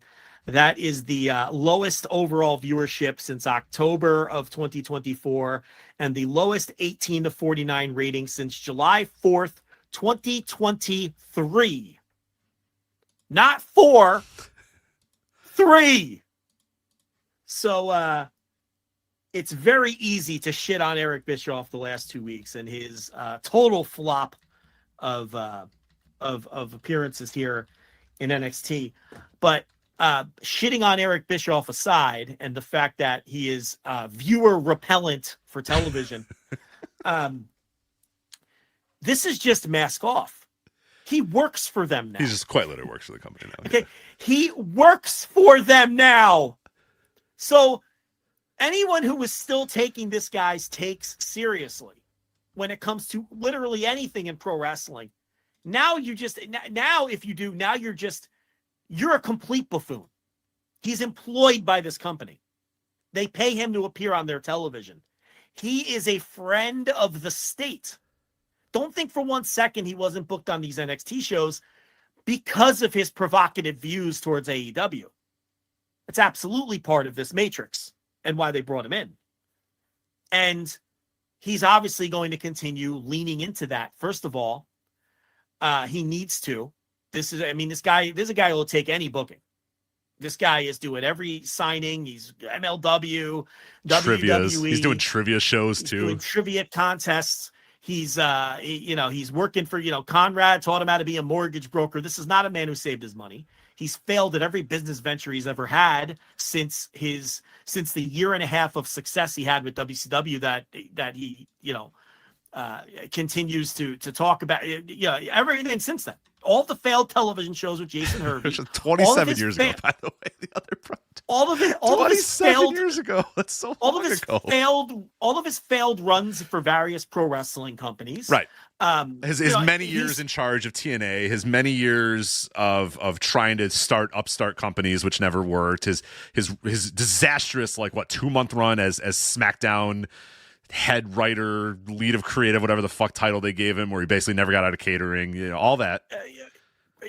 Positions himself as a television expert, even though none of his television shows ever succeeded. His failed beer venture, where he's still being sued, I think. Is he still being sued for that? I'm not even sure. I don't know what the exact... I don't know exactly what's going on with that. I don't think it's going his way, regardless of how it's going, but... Right. And, they bring him in and it has everything to do with, his the grift. And that is a true grift. People overuse that word a lot these days, but the grift that he runs against AEW, it's being someone who knows nothing, is positioned as an expert when he isn't, and is fraudulent and is making money off of being fraudulent. That's a grift. And that's what he's doing. He knows nothing. The guy he knows nothing. He's just completely lost, but speaks with authority and has charisma, and people remember him from the Attitude Era. And that's why the NXT brought him in. He's a friend of the state, and he's an enemy of the other state.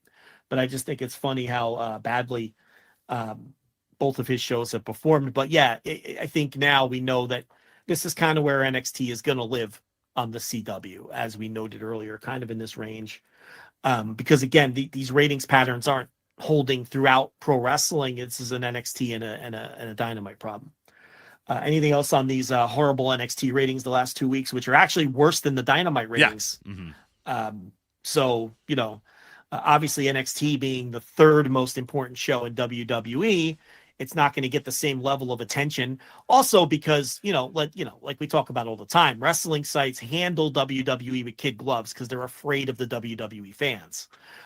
They're afraid, not literally afraid of them, but afraid of losing those that audience, right? They're afraid to talk to really emphasize that. Whereas being negative towards AEW for most wrestling sites is a proven draw. For us, it's the opposite. When I'm negative on AEW, we lose business. For whatever reason, it's bizarre world here. But and actually, you identified a very interesting trend. You were taking a look at our exit surveys from our Patreon, and I never look at those because they get in my head, right? If I look at the exit, and for people listening who put effort into the exit survey, we appreciate that. I don't look at them though, because if I look at an exit survey, one random exit survey, one person can make a comment concerning the content, and then it's in my head and it's going to affect the content I produce. So I don't look at them for that reason, right? Because I don't want to extrapolate one person's opinion into, oh my God, we're going to fail because this one guy says that I talk about pro wrestling Noah too much, so I should stop. Like, that'll get in my head. So I don't look at them. Rich looks at them. And every now and then he'll send some to me. And we have this, like, people are dropping like flies. From the people who are dropping from the Patreon, they're dropping because they don't like AEW anymore. All of the comments are things like, I love you guys, but I don't watch Dynamite anymore. I love you guys, but I'm not into pro wrestling because AEW stinks and nothing else is grabbing me. Rich, tell them. I mean, you look at these things. It's crazy. Yeah. Most of the comments are, really keep up the great work, guys, but I think I'm kind of going to take a break from wrestling, or AEW isn't what I like, or wasn't what I liked anymore, so I'm kind of getting out of it, or I'm not vibing with AEW anymore, so I'm going to cancel my sub. Keep up the great. I mean, everyone is almost that exact same template of, you guys are fine. What you're doing is good. I like what you're doing. I'm taking a break from wrestling. I'm taking a break from AEW. It's not working for me anymore, so I'm losing some subscriptions here because I'm not engaging with wrestling. So why am I going to pay you guys to talk about wrestling? Yeah. Which out of the people who are leaving now, we just had one of our best months ever. Should note that. So it's not like some gigantic wave of people leaving because AEW stinks, but the people who are leaving, primarily the feedback we're getting back is that it's because they've lost interest in wrestling, because the last place they were interested in was AEW, and they're not interested in AEW anymore, which is like, wow, that was kind of eye-opening to me. For sure. Again, on kind of a smaller scale, where it used to be, Rich would send me funny exit surveys, like, let's say in March of 2023, where people would be like, fuck Joe Lanza, he hates AEW, and I don't want to listen to it anymore. Like, we're not getting any of that anymore. What we're getting now is, oh man, I love you guys, but I don't really like wrestling anymore because AEW was the last thing I had left, and I'm not really into it. So, that's the kind of feedback we're getting now, which I thought also was kind of interesting. Anyway, anything else on these general topics, or you want to move on to some other stuff? Yeah, let's move on to some other stuff. Let's get to, I think it's about time we get to Survivor Series, right? Yeah. I mean, we were going to open the show with it. And, oh, God. Infuriating. Can I also say this? So, sure. It's your show. They use why am I asking? I'm just gonna say what I want to say. Just say it, yeah. War Pigs by Black Sabbath. Or is it Ozzy? I'm not sure if it's Ozzy solo. I think it's Sabbath. I think it's the whole Sabbath. It's Ozzy Osbourne singing. We know that for sure. No, I believe it's a Sabbath song. This is like Born in the USA levels of not understanding the song you're using. Yeah. It's an anti-war song. And it's called War Pigs. It's not that hard. It's not subtle either. Like, yeah, it's like, at least Born in the USA is. I mean, it's Born in the USA isn't subtle either. You have to kind of think about it for more than 0.5 seconds. You have to at least listen to the words. Right. It's called War Pigs. The song. It's called War Pigs. So this is the equivalent, using War Pigs for as the war game theme for combat inside of a cage and warlike combat, is like every 80s babyface using Born in the USA as a patriotic theme. Or any fireworks show you go to where it always plays, without fail. Yes. You're like, oh, God, all right.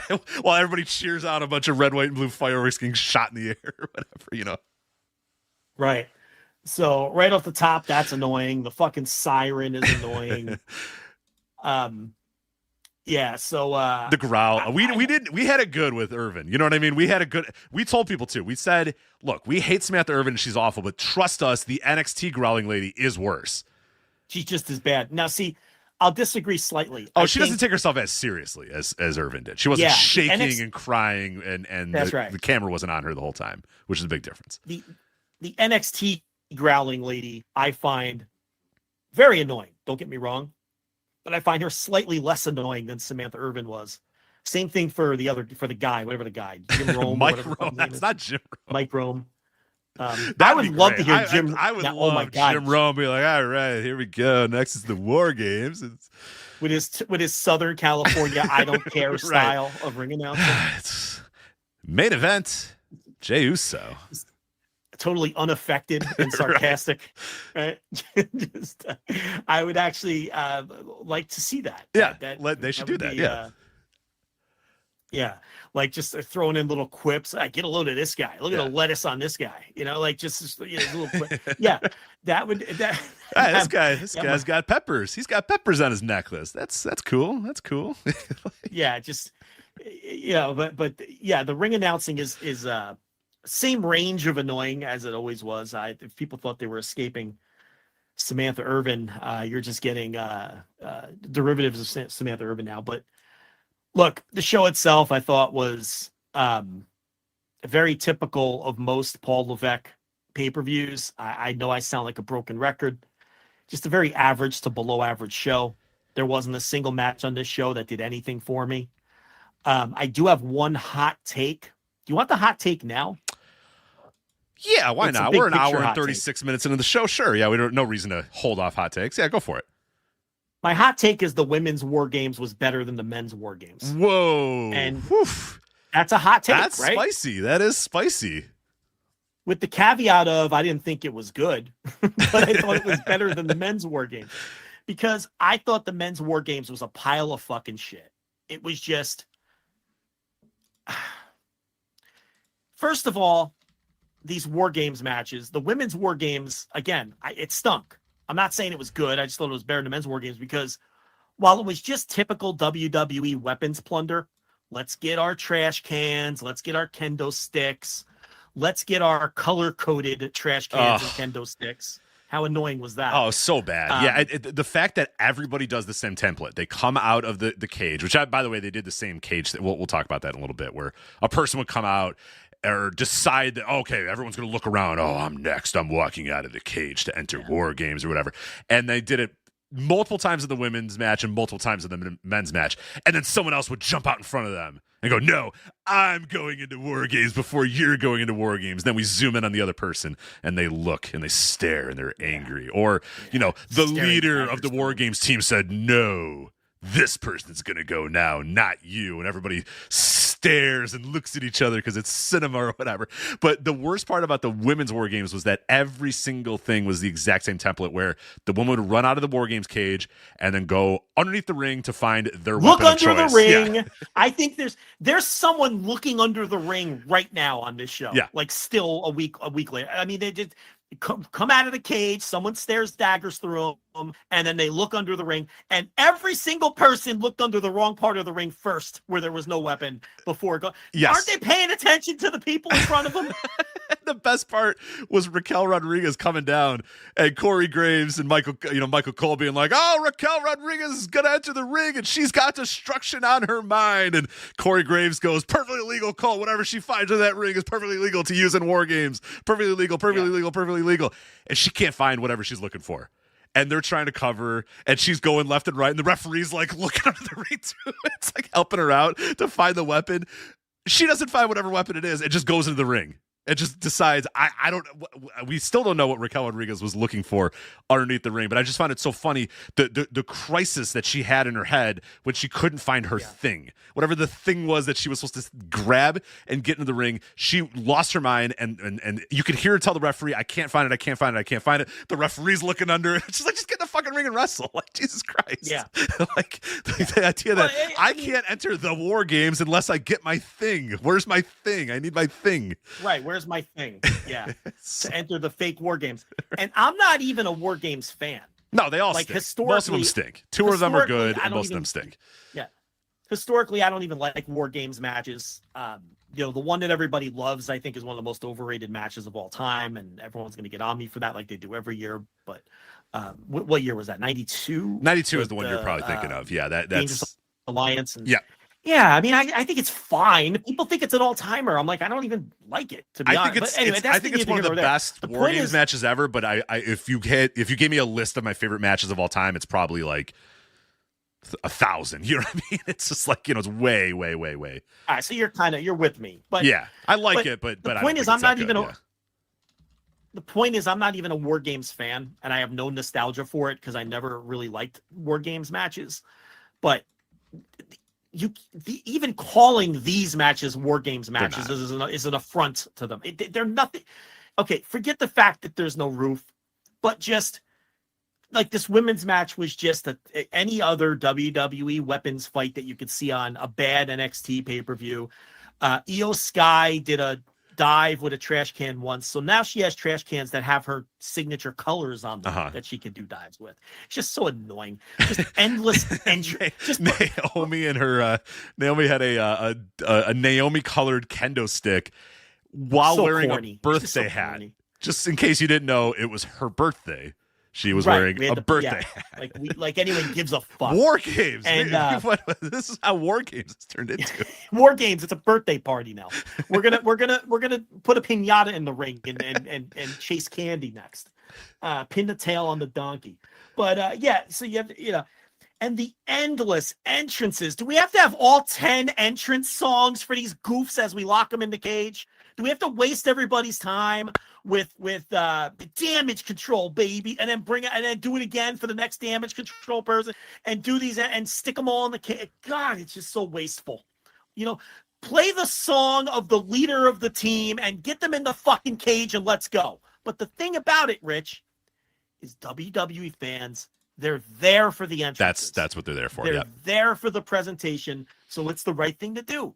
These people, they're there for the entrances and they're there for the kendo sticks and the trash cans. And these are satisfying matches to these people from this standpoint, And then Rhea gets in there and, Michael Cole, here comes mommy, the Eradicator. Shut up. Shut up. Stop talking. Everything about this company is just fucking annoying. Everything. Yep. Right down to the fucking announcer. Here comes mommy, the Eradicator. You have to get all the fucking nicknames in. Okay. And then just these endless string of boring weapon shots. As the genius of the sky takes to the sky, in her trash can. Yes. Fuck off. Yeah. God. And then, and then we got to play the entrance music. Watch me. And then Liv Morgan comes in. Just like, and then what caps it all off. And they've got it made with this fucking the bunch of dolts they have in their fan base these days. There's a moment in this match where all 10 women are just laying on the mat, right? Because they've all hit each other with a kendo stick for the 48th time. And the crowd doesn't know what to do with themselves. So they start a "This is awesome" chant while these 10 women are just laying on the ground, literally doing nothing. But these fans felt like it was their role to fill the time because they're like part of the show, right? So they just start this very meek "This is awesome" chant, which then, of course, the rest of the adults all join in, and it becomes this giant. When nothing in this match was remotely awesome. What was awesome about Nothing this? was awesome. I guess if you've never seen Io Sky do the spot that she's done 7 other times in every other War Games match, then maybe. But it also War Games is so dangerous. Well, no, it had one of those classic moments as Io Sky came out with her, the music or whatever. Yeah. Michael Cole's like, the genius of the sky is Io Sky. She has been in 7 War Games matches, and then seconds later saying, War Games, you enter and you never, Corey Graves, he always does this. When you enter War Games, you don't come out the same wrestler. It changes lives and careers forever. Cole, and then Michael Cole saying, the genius of the sky is Io Sky in her 7th War Games match. Yeah, and she'll be in it next year with her color-coded trash can. Yeah. She'll be in it next year with her stupid color-coded trash can. And then to top it off, of course they have pinfalls in the War Games. It's not submit or surrender. Yeah, right. These are not War Games matches. No. Okay? Forget the fact there's no blood. Forget the fact that there's not a shred of violence and there's no blood. And that's what War Games is built around. Blood, violence, and a finality to the stories you're telling. And I think that's a very important point because what was the finish of this match? It was Rhea Ripley pinning Liv Morgan, right? Yes. I have that right, correct? Yep. Mm-hmm. Rhea Ripley pins Liv Morgan. So you're like, oh, all right. We had War Games. We finally settled this thing. The next night on Raw, they did an angle where Liv Morgan and what's her name? Raquel Rodriguez threw Rhea Ripley into the announce table and injured her eye. Feuds never fucking They don't end have to. in Levex WWE. They don't have to, too, which is the worst part about it. Okay, that's fine. But then what the fuck is the point of the War Games match? I agree. What happened in the men's War Games match? Finally, the Bloodline war is over. They settled it in the War Games. No, it keeps going. It never, into perpetuity. They're going to have another War Games match next year with all these guys. It's not War Games. It doesn't end anything. Nothing ever ends in this company.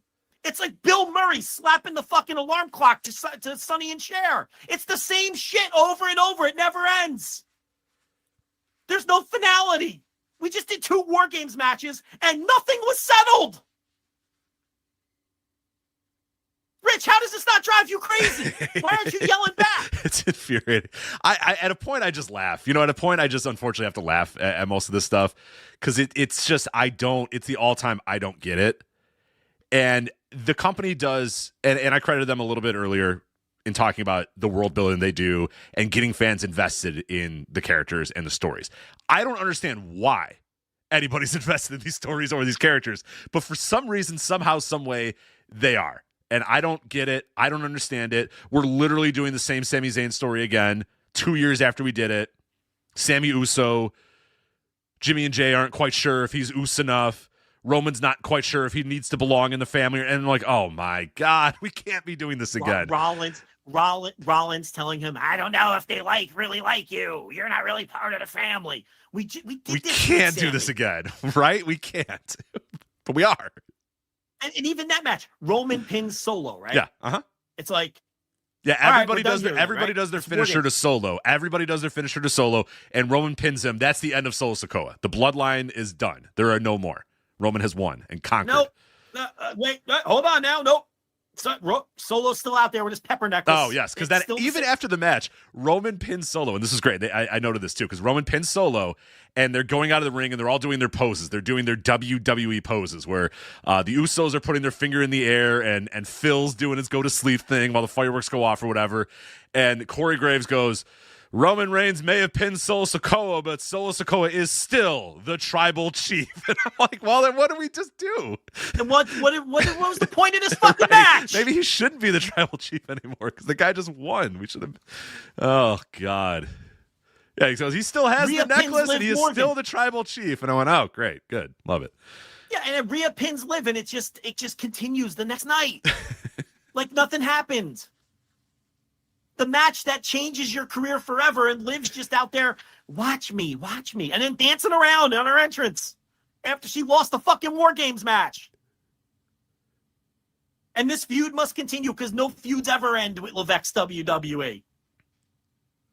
It's incredible.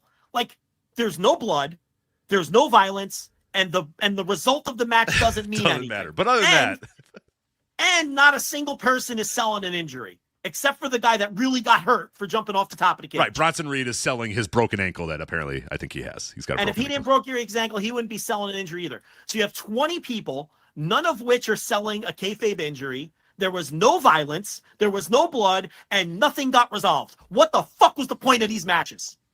What was the point? Well, Joe, I will say one of the things that had me on the edge of my seat was Tiffy time. I wasn't sure if she was going to cash in or not because she has a trash can. Then she takes out her little Tiffy time Money in the Bank purse, and the crowd goes nuts. And they go, "Oh, she's going to cash in. She's going to." And then, Joe, she didn't cash in. So not yet. I know you're on pins and needles waiting for when Tiffy time is going to cash in, but this was not the moment. Maybe like everything else in this company, she just never will. It just runs out of time. It just expires. No. By the time Money in the Bank comes again, she goes, "Oh, fuck, I never did that. Shit." She will be screaming to Nia Jax, "I'm just here to support you. Yeah. I'm here to help you. I'm helping." All while Bill Murray is stepping in a pothole full of ice. All at the same time. That's this company is fucking Groundhog Day. I'm helping. Every day for the rest of my life, I have to endure that. Dun, dun, dun, dun, dun, dun, dun, dun, dun, dun. The Pennsylvania polka. That's this company. This company is Bill Murray memorizing Andy McDowell's life so he can try to fuck her every day. That's what this company is. Over and over and over until he gets it right. That's what it's the same fucking shit over and over and over. And just like Bill Murray never gets to fuck Andy McDowell, we never get any resolution on anything in this fucking promotion. Not even War Games can end a feud in this company. So anyway, I like the women's War Games slightly more than the shitbag men's War Game, which that wasn't even a match. What did I watch? That was that was nothing, man. My favorite part of that entire match was building up. You know, you have it's all about who's going to come out in what order they're going to come out in. That's what it's all about. So you know, you'd get the countdown, and then we'd go to the cage. They'd light up the cage, and then a guy would try to walk up, and then either Solo or Roman would go, no, and then point to another guy, and then that guy would come out or whatever. So that's what it was. And then CM Punk stepping in front of Roman Reigns to go out, and then they show Roman, and he goes, you know. So it was all about that stuff. That's what that's what that match was all about. Yep. So finally, you build up to the big moment where Roman Reigns comes in. Boom, Roman Reigns is in. He walks to the ring very slowly, of course, takes his time, and for some reason, I don't even remember how they explained this. The Bloodline was able to lock the cage with like a padlock and a chain. I don't know who that seems unfair to have that. And the referee's, you know, perfectly legal call apparently to padlock the cage.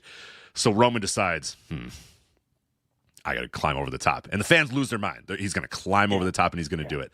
And he gets to the top and everybody in the match stops and looks and waits for Roman to jump off the cage because that's the big spot. Roman Reigns is going to jump off that top of that cage, splash them all, big time pop, everyone's going to go nuts. Roman strokes that little Fu Manchu, a little goatee of his, and goes, I don't think it's going to work for me, brother. Climbs down to the top rope and does a crossbody off the top rope. Yeah. While all these dopes in the ring have to stand around and wait for the OTC to decide what spot he wants to do. Right. They have to wait for the one-act play to play out. Standing there like goofs, not fighting anymore. Right. For this guy to hit a crossbody from the top rope onto 7 people or whatever. In all seriousness, if you found any kind of enjoyment in this as a match, we just on a completely different wavelengths of what we want out of pro wrestling. This was not even a match to me. Okay. The other thing that annoyed me that was preposterous about this is when finally we get all 10 people in, and that's when the match begins, right? Because we're pretending this is actually War Games, right? That's not when this one began. Oh no. Paul Heyman had to penguin waddle his ass down to the ring first and make sure that CM Punk and Roman Reigns, you guys have to work together. There's no way that we can wait. You have to work together. The ring announcer and the referees all politely waited for Paul Heyman to finish talking to CM Punk and Roman Reigns. Before then, the ring announcer, once Paul Heyman was done, then he said, now War Games has begun.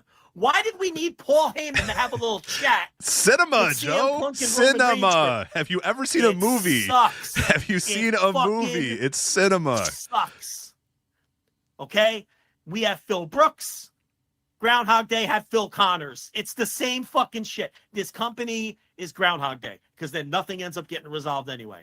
All this was, the whole point of this fucking quote-unquote match, and it wasn't a match, was CM Punk doing the favor for Heyman so that we could zoom the camera in on Punk later when he's hugging Paul to say, you're going to have to pay me back for the favor. And Paul's saying, we could have done this in a fucking backstage segment.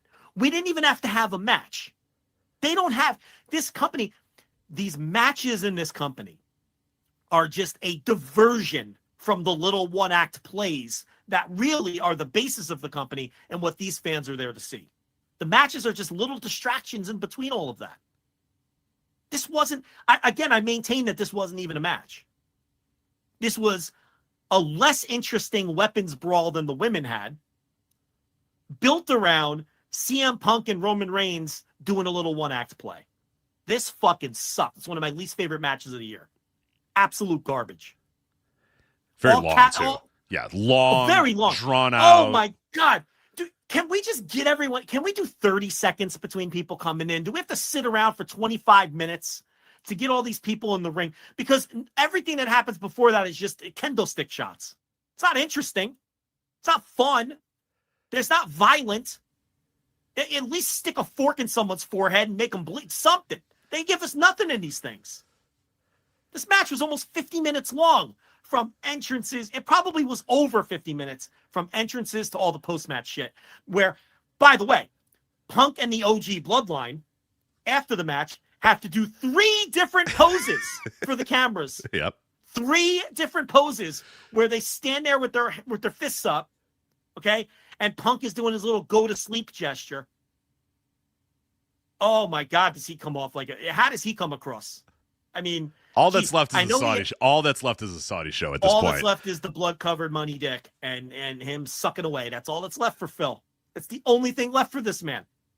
Standing there doing his little go-to-sleep thingy while everybody's posing for their pre-planned pose that they all have to do.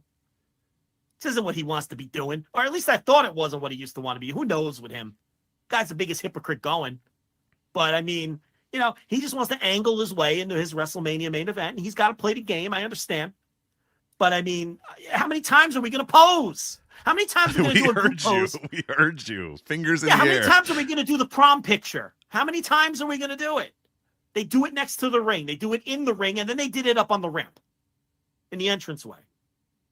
God, did this fucking suck. One of the things that I loved, and then we can get to the rest of the show very, very quickly and then get to the things I actually want to talk about. Before this match, before the War Games men's match, they decided to get cute and do like the Monday Night Football style entrances. I guess now would be Sunday Night Football because it's the old producers of Monday Night Football now work for Sunday Night Football, where we every player, every starting player gets to do the, here's my name and here's what college I went to. And some guys get cute and give their high schools or whatever. Everybody knows the spiel. If you've ever watched Monday Night Football, if you ever watched Sunday Night Football, you know the spiel. Peyton Manning, Tennessee, you know what I mean? Da-da-da. And they do it through everybody in the lineup that does all the thing or whatever. So they decided to do it with everybody in this match, which, by the way, this takes like 10 minutes to go through them all. So I love this. So everybody gets cute with it. There's like Jey Uso. He's like, Jey Uso. Yeet University or whatever, and it's like, oh, great, love it. Jimmy Uso, he's like NYU, and I'm like, what? What the hell is he talking about? No Yeet University. I'm like, oh, great, great. CM Punk doesn't get the spiel. He doesn't get it at all. He just goes, CM Punk, best in the world. And it's like, that's not the spiel, but that's all right.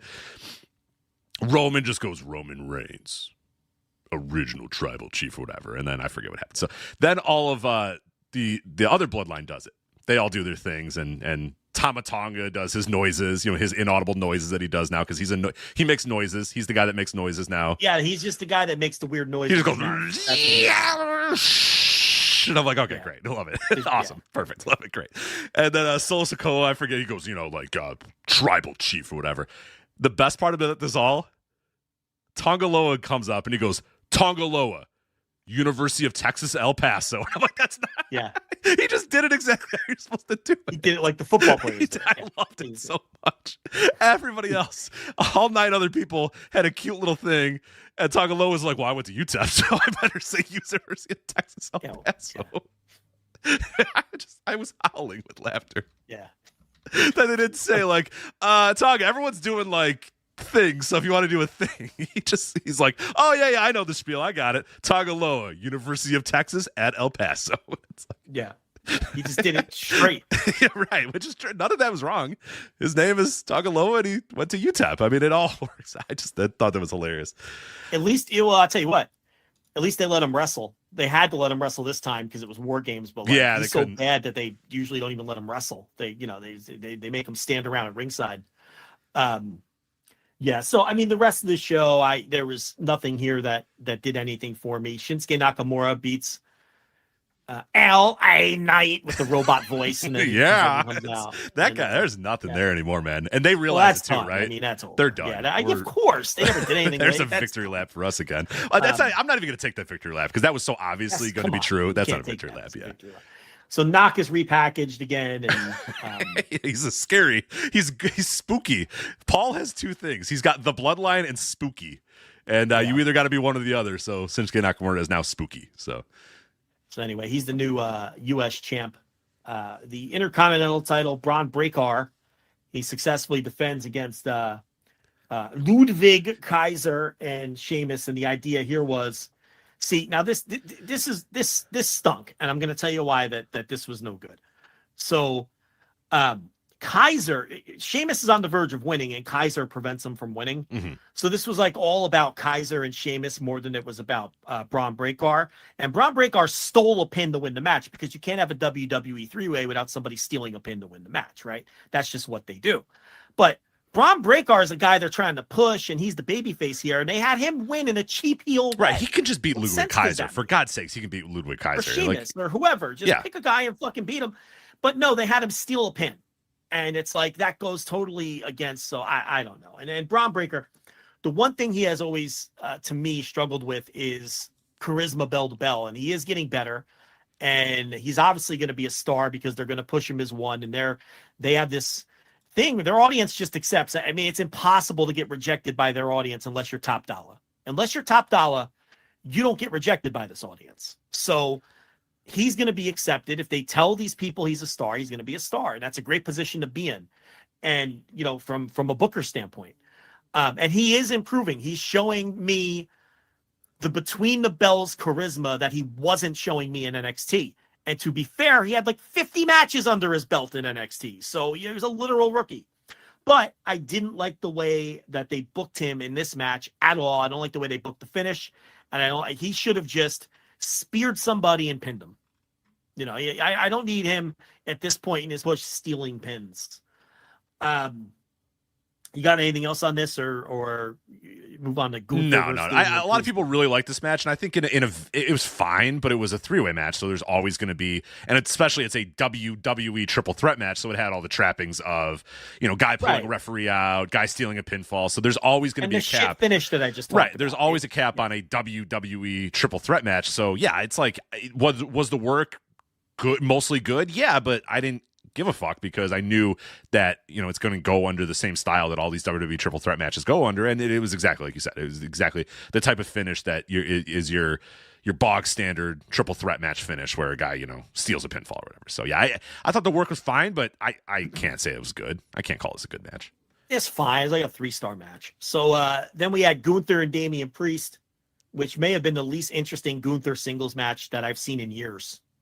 I mean, this is just nothing. There's nothing to it. The idea was Gunther had attacked Priest his arm, so Priest couldn't do his the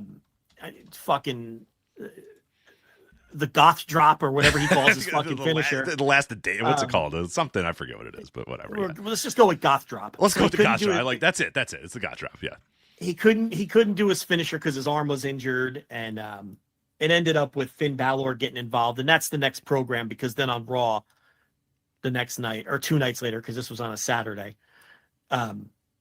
Balor attacked Gunther again. So that's the direction they're going. Gunther's a face now, and his next feud is going to be with Finn Balor. The Damian Priest thing is in the rear view, at least for now.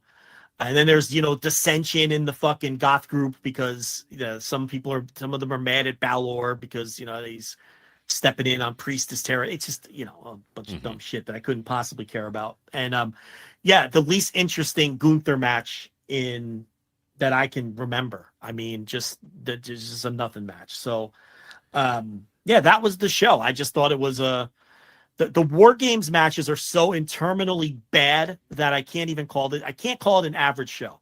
The middle part of the show was just bang average. Those 3 matches in the middle were just average matches, but the 2 War Games matches were so egregiously bad and pointless and annoying that, to me, I can't even call it the typical average Levesque pay-per-view that I called it at the top. What'd you think of it as a total package? Yeah, total package. Like I did not enjoy much of what I watched. I think I liked the Gunther Damian Priest match a little bit better than you, because I do think the Damian Priest selling his arm, he did a very good job of it, and I think Gunther did a very good job of attacking his arm. The problem is one of the big issues in this match, and a big issue with how they're using Gunther right now, is that once he won this fake world title, they can't just have him run through everybody. Now they could, because it's the fake world title, and you could just have the guy run through everybody, and it's fine. You could just do that. The problem is now they're doing vulnerable Gunther.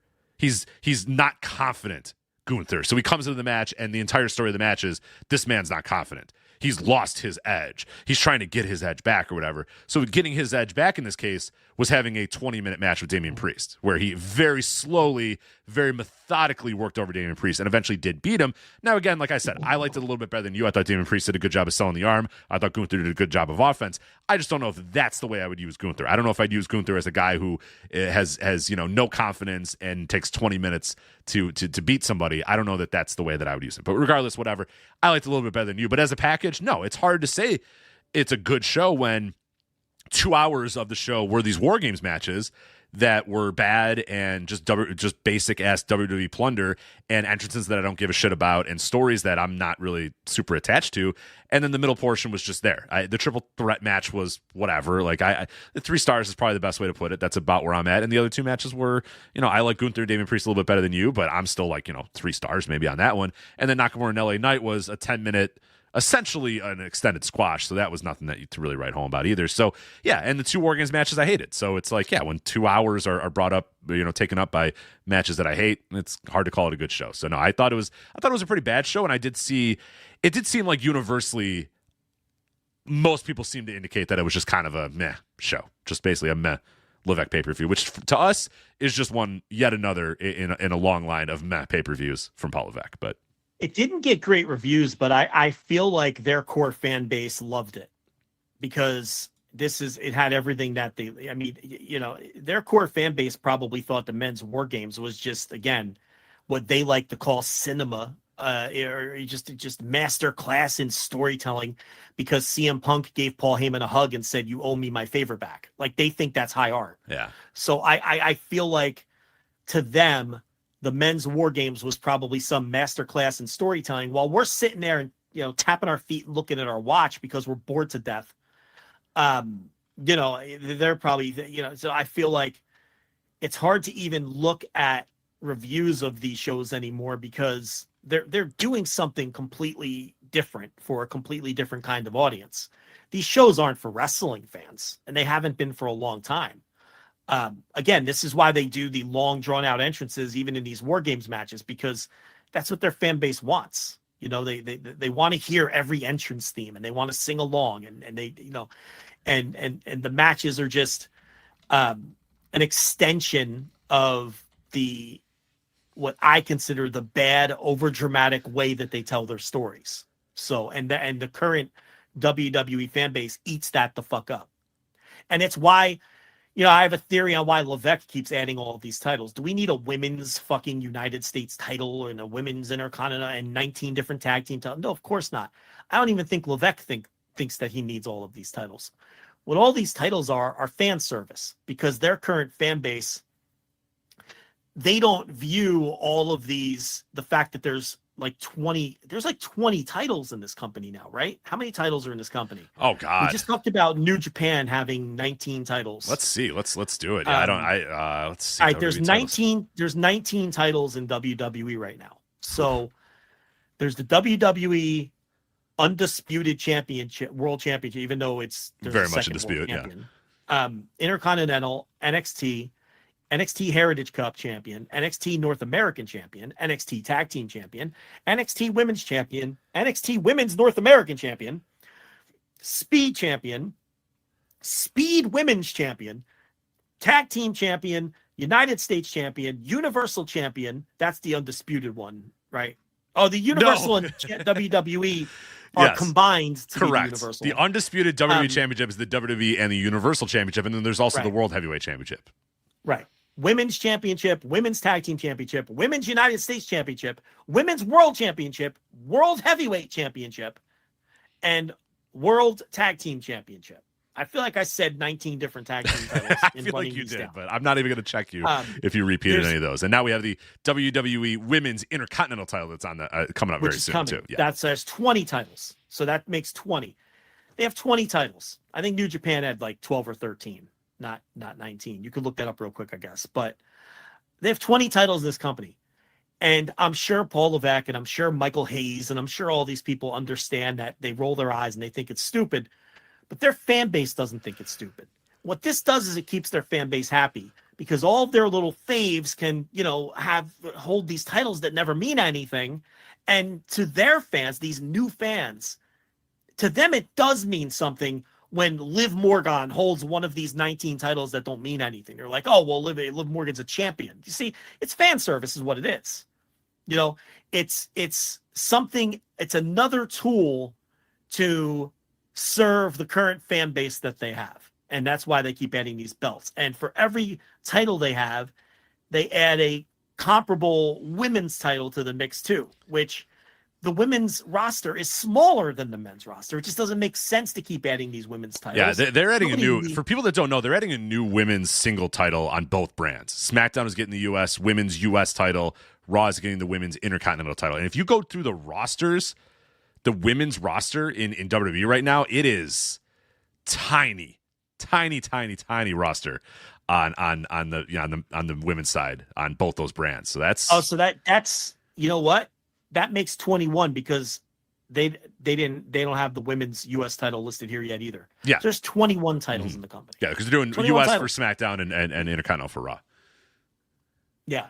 So again, this isn't WWE's not for, like, as a wrestling fan, you're like, this is ridiculous. None of these titles mean anything except for the one that Cody has.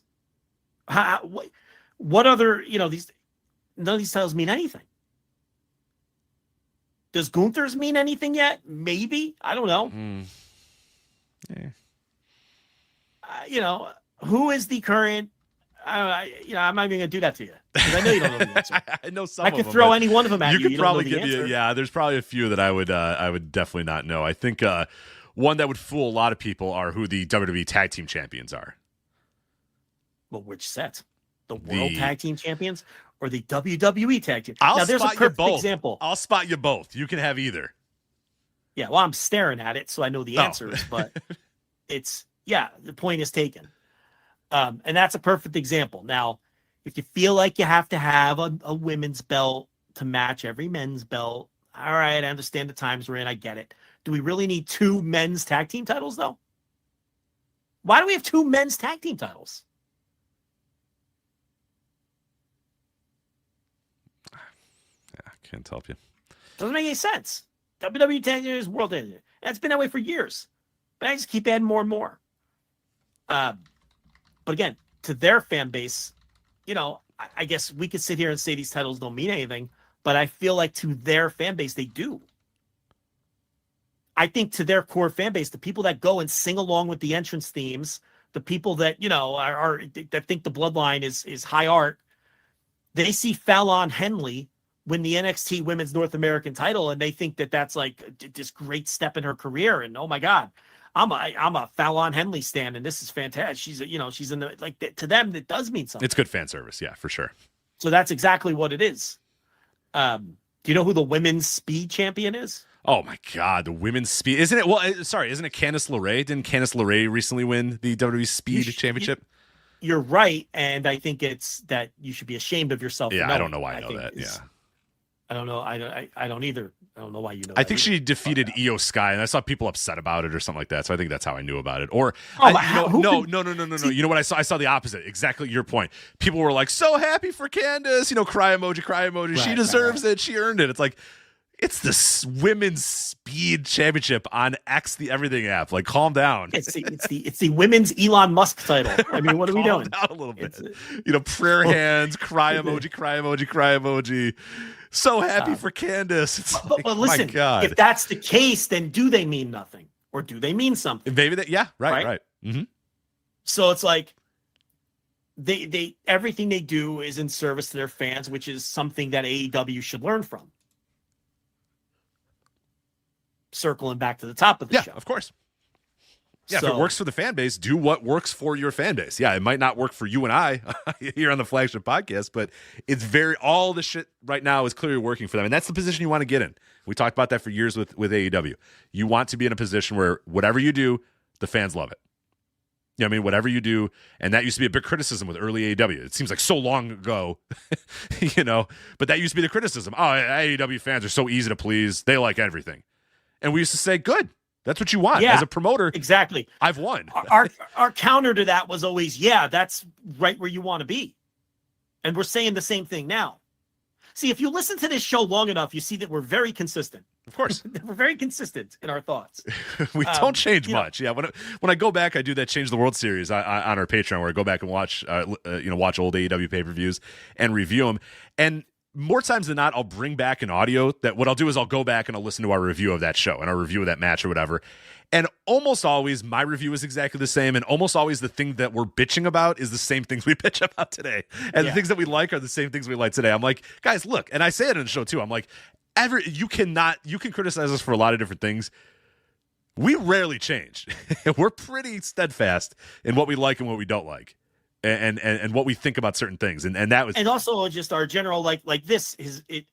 I didn't even think of it from that standpoint, but when AEW had that fan trust where they couldn't do any wrong with their fan base, we said the same things that we just said in this segment about WWE adding all these titles, because WWE has that same trust with their fan base right now, where their fan base doesn't reject anything they do. The only two things that the core WWE fan base has been upset about or rejected that I can think of during this run is they never liked Top Dollar, and they were upset that they never did anything with the Hurt Business. I can't think of anything else. Can you think of anything else? That's maybe some small things. Yeah, but, there might be a couple things here and there. I mean, I guess the one thing would be Solo. They've never quite. That's true. They don't really love Solo, but that's more their Twitter fan base, right? Because do you get that impression in the buildings when you're watching Solo's matches that they're not into Solo and his story? I don't get that. A little bit. I get it a little bit, but not to I think everyone acknowledges he sucks. Like, I don't think anyone thinks he's good. Like, even their fans don't even think Solo's good. So, I don't know. There's probably a couple other examples, but you get the idea. Like, it's pretty... it's pretty much Teflon. They can get away with anything, and pretty much anything that they want to get over gets over. So, except Eric Bischoff, everybody turns their TV off at Eric Bischoff. We're head to head with Easy E tonight too with let's MLW. do that right now. Yeah, Eric Bischoff's one shot on YouTube right now, but we'll review that next week. Yeah, so that's going on right now. So we're not going to preview it because, quite literally, anyone who listens to this, even live, it's already happening. So I'm not going to preview something that's actually it's probably over, right? Nope, still going. I'm currently watching. You won't believe this. They did a spin the wheel, make the deal match. Matthew Justice and Paul Walter Hauser versus the Andersons, and a lot of options on that wheel.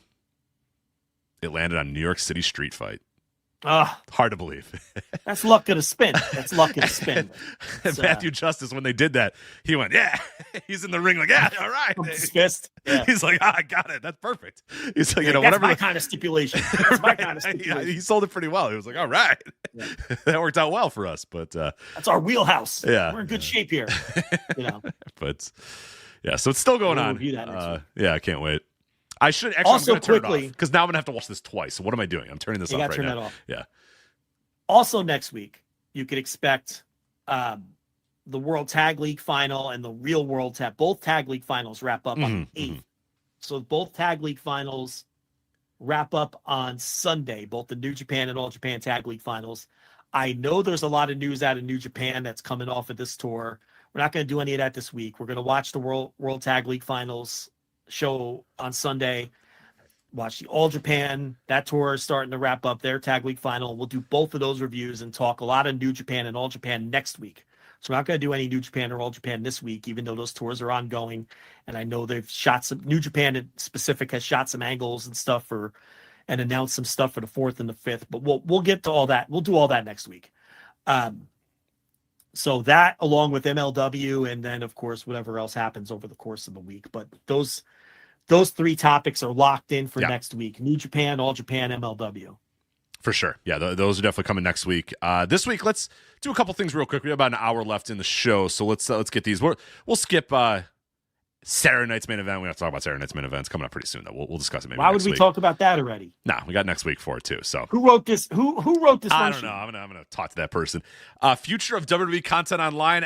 We got time to talk about that, but we'll see as the days. We might have even some more information by next week or whatever. But yeah, things are gonna get real fragmented. I don't even know what's going on. Well, I think the real quick and dirty of this, without actually spending any time on it, is episodes of Raw that are on Peacock are showing as expiring in 26 days or whatever. So those are clearly leaving Peacock with the Netflix deal. Now, will all of Raw's archives go to Netflix? Shrug emoji. Who knows? We don't know.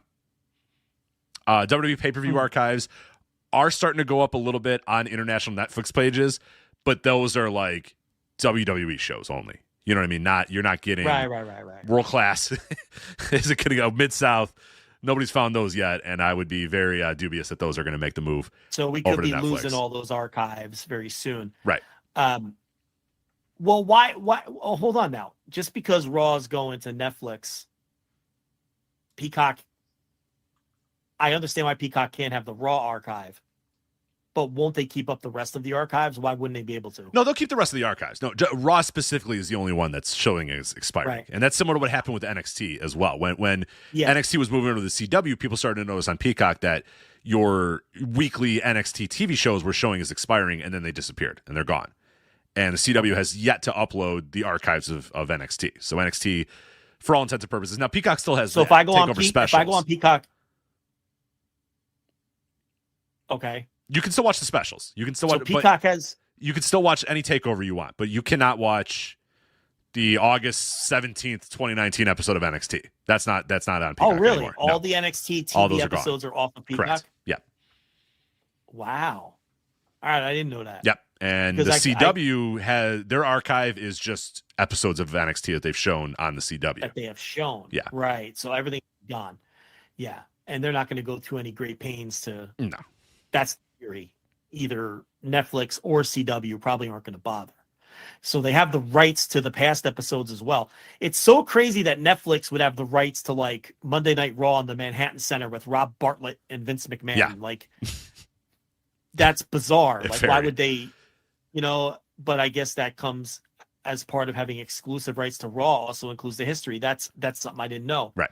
I can say this. I don't think WWE Network in some form has existed since 2014, right? Correct. 2014. Yep. I don't think one time have I put on a Raw. Haven't watched an old 1994 Raw ever? Never done any of that? Probably not. I don't think one time I ever watched the Raw. I dug in a little bit for shows and stuff here, but this is like 93, 94, 95 Raws and stuff. Like for research or something, I can't say I never have. Like if I had to watch, you know what I mean? Oh, but you're saying you didn't slap your hands together and say, what's the April 7, 2003 Raw have for me? Yeah, that would be ridiculous. Never. Yeah, never. Definitely not anything in like the modern era for sure. Like Attitude Era forward. Not a chance. I know for a fact I've never watched one. I may have watched like maybe like the ones from like 93 or 95 or 96 or something like that. But it has never even crossed my mind. You know what I'm going to watch? Yeah, I'm bored. Let me put on a Monday Night Raw from 2013. Right. Can you imagine? You got to be a fucking psychopath to do that. Yeah. Who would ever do that? And I'm sure I'm insulting somebody out there, but it's like, man, what was Chris Masters up to in 2009 on Monday? Like, who gives a fuck? Like, I couldn't imagine going back and watching any of that shit. Like a 2017 Raw episode. Like who was tuning into who was slapping play on? Yeah, I don't know. Like for what reason? Somebody that needs to be institutionalized for sure. But listen, I'm sure there's someone who would say, who the hell would ever watch an episode of Mid-Atlantic Wrestling from 1983? Like, you know what I mean? Like, right. Why are you watching a November 1982 episode of Mid-Atlantic from a show that happened 37 years ago or whatever? Yeah. Right. So I guess different strokes, but I think that it does reach a point with the history of Raw where it's like there's no use in rewatching them. I mean, like from like the guest host era, or like the late stage Vince era. Like it was bad enough trying to watch those shows the first time. Like those once it hit 3 hours, like who? I'm doing a New Day bit. Who would go back and fucking watch this shit? Like on purpose.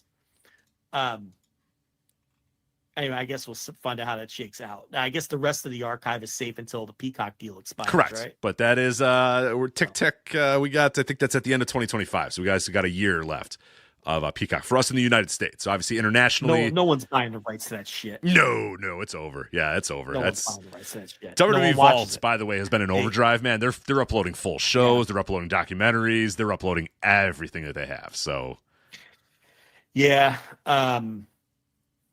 I gotta admit, I don't use Peacock to watch a lot of stuff these days in the archive. When I want to scratch that itch, I have, download drives that we're all privy to, or YouTube or shit like that. There'd be a time where it would really concern me more than it concerns me now, to be honest. Yeah, there's been ways. I think people have been prepared for this for a while. And now we have a year to basically get prepared for it, so it has been pretty nice. And what's good is there's less scuzzy ways to do this. There's some a little bit more buttoned up professional ways to do this stuff. Like back before the WWE Network, 2012, 2013, yeah, I could watch, old episodes of Mid-Atlantic. I could watch the 1991 Royal Rumble if I wanted to, but sometimes I had to go to some weird places to do it. You know what I mean? Some weird scuzzy websites or a weird download, or like you used to talk about these zip files. You download, and fuck, part 4 doesn't work. Part 5 won't. It's just downloading. It's been downloading for 3 days, so I can watch parts 1, 2, and 6 of the 1991 Royal Rumble. Fine, whatever. You know what I mean? Like it got real weird there for a while, but it seems like we're a little bit more prepared. The mega upload days are long in our past, and we don't have to worry about that anymore. So, yeah. But yeah, I'm kind of with you. But it's going to be interesting to see how it all shakes out and what's up happening there. But we'll probably miss it when it's gone though, because I think the back of your mind ability to throw on Wrestle War 90 if you want to. Right. It's always nice. There if I ever want to in a couple clicks. It's always there in the most convenient way possible. Right. Whereas now, if I'm like, I want to watch Wrestle, like I have to figure out a way to track it down if it's not there on the Peacock. And then I might just lose interest if I'm like, fuck it.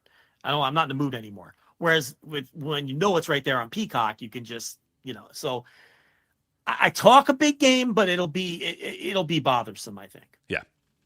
Yeah, it'll certainly suck, and it sucks just for the history of wrestling. Because while you and I and a lot of the people listening to this might have access or the ability or whatever, the history of wrestling, which unfortunately is owned by one company primarily, is pretty much going to be lost to time and lost in general. And well, Tony's got to get on the stick here. He's got the ROH. He's got his own company. Mm-hmm. He obviously could get access to PWG probably pretty easily if he really wanted to, right?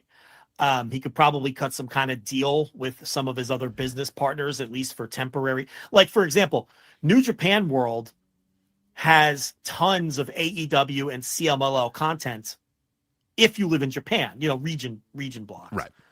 So it's like, Tony could probably do something like that with New Japan and CMLL and Stardom for the current stuff and maybe some older archive stuff.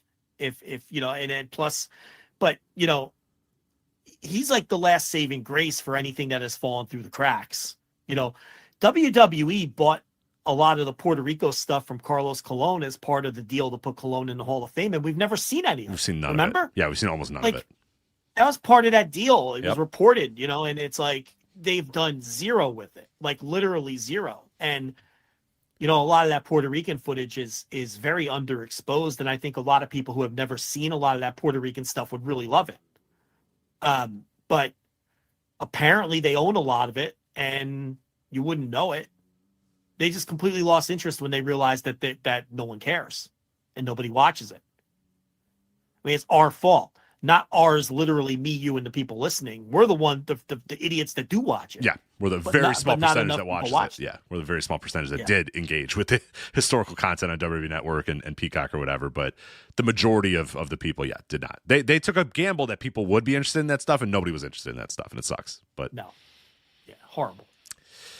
AEW versus GCW. We'll take. We can wait on that. That's fine. That's not going anywhere anytime soon. The Hammerstein show. Well, I mean, if you want to real briefly, we can talk about it. But you want to do the Effie stuff? I mean, the guy's a buffoon. I mean, I don't know what he's doing. I mean, it didn't make any sense for him to say what he said on his podcast and just incite the billionaire. Why would you do that? And because of that, it's costing them a couple of Ricky Starks appearances, one that was announced, and I think probably a couple that were going to be surprises or unannounced or something. And it made them rewrite a portion of their pay-per-view that they're having of Hammerstein, all because, first with the stuff where I don't even know where Effie's coming from the standpoint of being annoyed that Tony Khan booked the building in December. This idea that was out of bounds because Game Changer was running the building in January. What is even the rationale behind that? Like, has he heard of Korakuen Hall? Every company in Japan runs Korakuen Hall. Right. Like, TNA just booked the, what's that building in Long Island? The UBS Arena. TNA just booked the UBS Arena, which is a quote-unquote AEW building that they run once a year or whatever. And there's nothing out of bounds about that. It's a building for rent that you can run your pro wrestling in for anyone. If Game Changer doesn't want other companies running Hammerstein for any reason, figure out and cut some kind of exclusivity deal with them. Until then, shut up. Keep your mouth shut. Sell some fucking tickets. Understand. Sell some tickets to your show. How's your territory doing, man? Come on, sell some fucking tickets first. Hold on a second. If I wanted to buy a ticket to Game Changers pay-per-view in Hammerstein, why would Tony Khan running a month earlier change my mind? I don't even understand his rationale on that. And I listened to what he had to say, and it still didn't make any sense. Multiple promotions have run the same building since, I don't know, forever. I've never heard anyone complain about it. Where's he even coming from? Right? So if that's not enough poking the bear, then he has to take personal shots at Tony Khan for some reason. And Tony's dad, too, which kind of set Tony off. Yeah. Oh, Tony's dad doesn't want to be around him, so that's why why take the personal shots? And there's no evidence that they have a bad relationship anyway. It sure seems to me like Tony and Shad Khan have a great relationship. They're inseparable. So not only did he take an unwarranted personal shot at the guy, it wasn't even based in any kind of reality. Yeah, they seem to have a very healthy father-son relationship. So I don't. Yeah, absolutely. It's I don't know where the fuck. And then all it does is negatively impact the company that he works for. The only company that he can work for, because no one would hire him. So why would you do that? WWE and AEW aren't knocking down Effie's door. Let's be honest. He knows that. I'm not breaking any news to him. But so why would you hurt your primary place of employment? I don't get that. It doesn't make any sense. Well, it sounds like I think he's not very bright. It would be my indication is that he's just not very bright. I have to be honest. He's never come across as a stupid person. I actually, honestly, I'm going to disagree with you. I think he's usually comes across pretty well spoken, and I feel like he does have a good head on his shoulders. But this doesn't make any sense. This is just something that can only be a negative. I mean, and even if you're annoyed that they're running a building a month earlier, why publicly express that and poke the bear?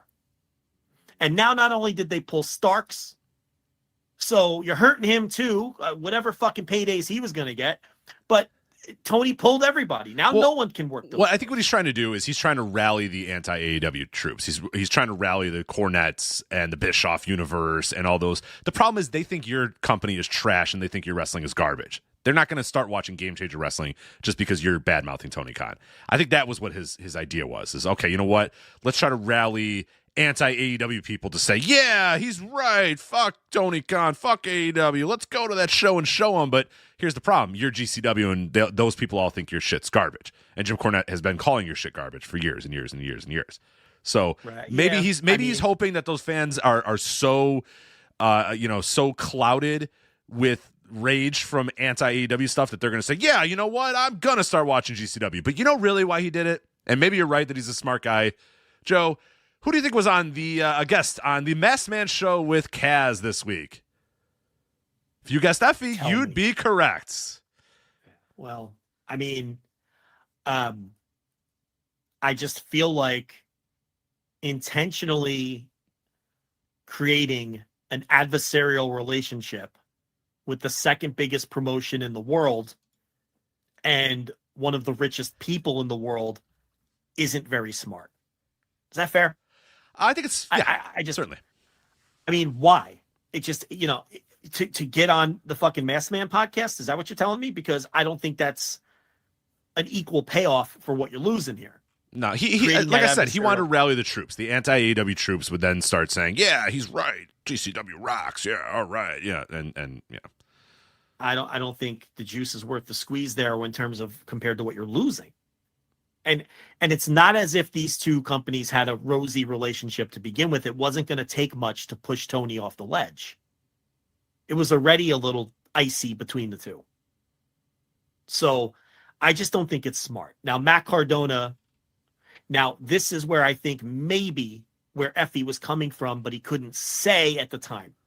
Okay? Matt Cardona's facing Chris Jericho in the main event of Final Battle. Effie was probably privy to that. Let's assume he was. Now I can at least see some sort of angle of why you'd be annoyed that AEW is running before you in the same building because they're using the same headliner. Yeah. So if he was privy to that, now I can kind of see maybe where he was coming from. I still don't think it's I still think it's dumb. Okay? Because AEW is running 3 shows there. Tony Khan's running 3 shows there. You're running after AEW. You could stand outside and advertise your show to 1,500 wrestling fans for 3 straight nights. Yeah, you paper the hell out of that thing. That's actually, it's the best thing for you is that they're running those shows and you can have a street team outside handing out flyers. You can have people in the building handing out tickets. There's a lot of things you can do. That is direct to consumer. Those are wrestling fans who might not have even been aware that you're running, right? So these AEW fans, these wrestling fans go to Hammerstein for ROH or one of the tapings or whatever. They don't know Game Changer even exists. They get a flyer out. They have a good time with their pals. They leave the show. Fucking, Jimmy Lloyd hands them a flyer for the pay-per-view next month, and they look at their pals. Hey, let's come back. Let's come back. There's more wrestling here. Let's do it. Right? That's an opportunity. That's an opportunity. I don't see how it's a negative unless he's viewing it from the angle of Cardona's headlining for them first before. And I don't know what the main event of the Hammerstein show is, but Cardona's their draw. So that's the way I'm looking at it. But,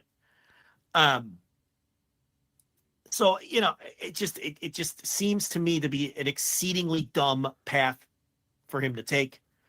And it seems like he's doubling. Well, now you kind of have to double down though, right? Because you've already created the mess. Mm-hmm. So it's like you're saying you may as well lean into it and use it to get publicity at this point. But Lauderdale was kind of like hands up, like, look, I can't control what he says on his podcast. He tried to basically play it neutral and stay out of it. But the other problem is I don't know if they try to cozy up to WWE, that WWE would want anything to do with them. No, I don't think so. So it's they would have had a better chance politically of having AEW as an ally. But again, there's been quiet heat even not so quiet heat between the two companies going back over a year. Tony doesn't like the way they handled the Mox return. And I can't blame him. We talked about it at the time. So there's a lot going on there. But, that the Cardona is going to work for both companies. And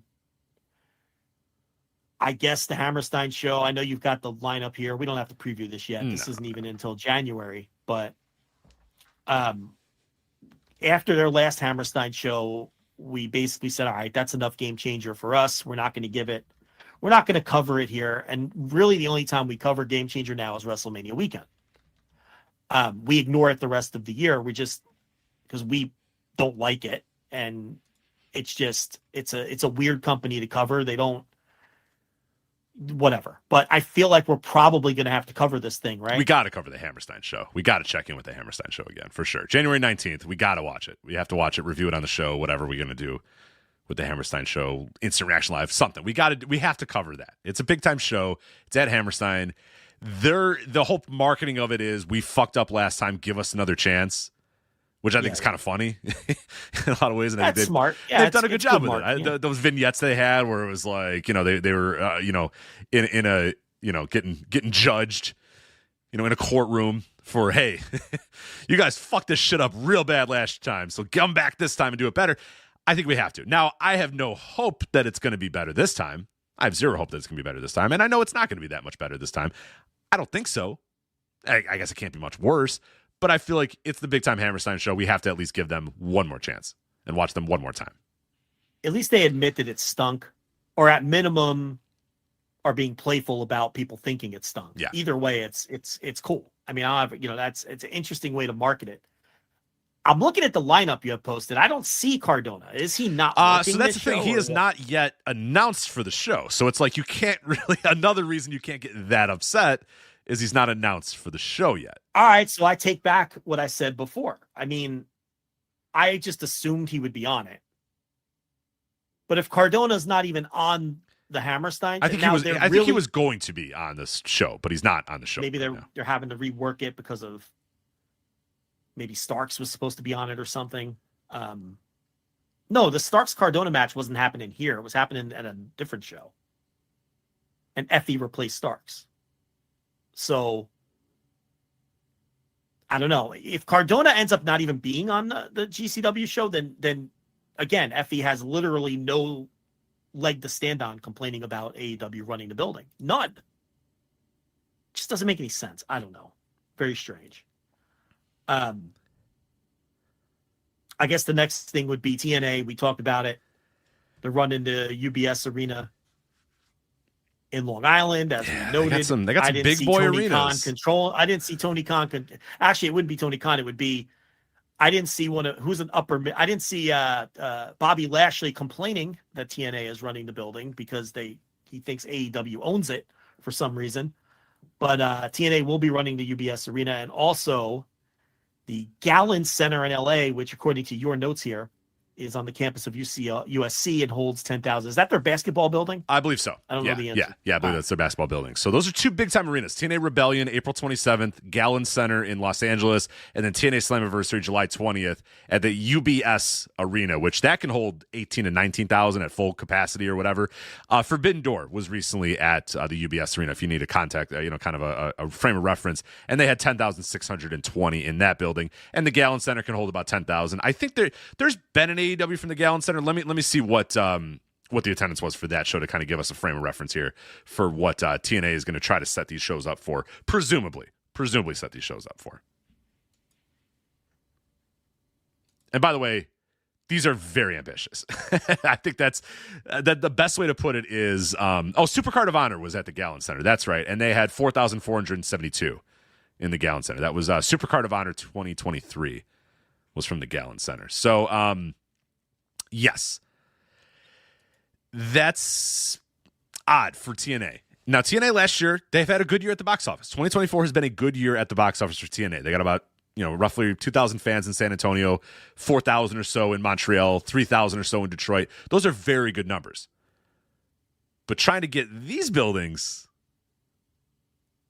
I mean, it's a big swing. Like it's a hell of a swing. It's ambitious, but fuck it, why not? I mean, they've very quietly drawn some nice crowds, and it's funny.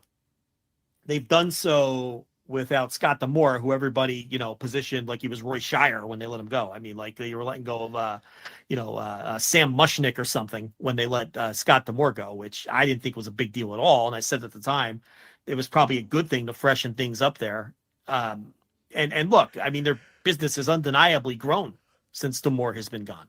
So, but this is a step up from the kind of crowds that they've drawn in Montreal and Detroit and elsewhere. So, we'll see. Do I think they could set up these buildings for their full self? Of course not. AEW can't even do that right now. So TNA can't. I don't know. What else do you want me to say about this? Yeah, they're weird. And we're going to see. I mean, it's just something to put a pin in, I think. Like, I'm not ready to make any takes right now about it, but put a pin in this. And I think ideally what you're going to do with this is very heavily, probably, depending on their relationship at that time with WWE, hope that WWE is going to kind of help them out a little bit here, maybe give them some talent and a few people here and there. And like you said, they might set these buildings up and set them up for 3,000 people and say, whatever, it's 3,000 people, who cares? If WWE gives them some people, they have to give them better people than they've given them to this point. Correct. Because the NXT talent that they've sent to TNA are just non-difference makers in any way whatsoever. Mm-hmm. They're just non-entities, So I'm not even sure no one from NXT is going to make a difference in these kind of buildings. So it's going to have to be, and I don't anticipate them sending anyone outside, from the main roster. So who could they send from NXT that would make a difference? Who from NXT is filling up the UBS arena? Nobody. Ethan Page, not a chance. No. But who else? I mean, Trick Williams. No. I think it's going to have to be main roster. It's going to have to be main roster people, I think. And it's not going to be. Fallon Henley, she going to fill up a basketball arena in Los Angeles? Not. No, I don't think so. So, unless there's something really big coming down the pike, and that's why they're doing this, makes you think, we'll see. I don't mind them trying.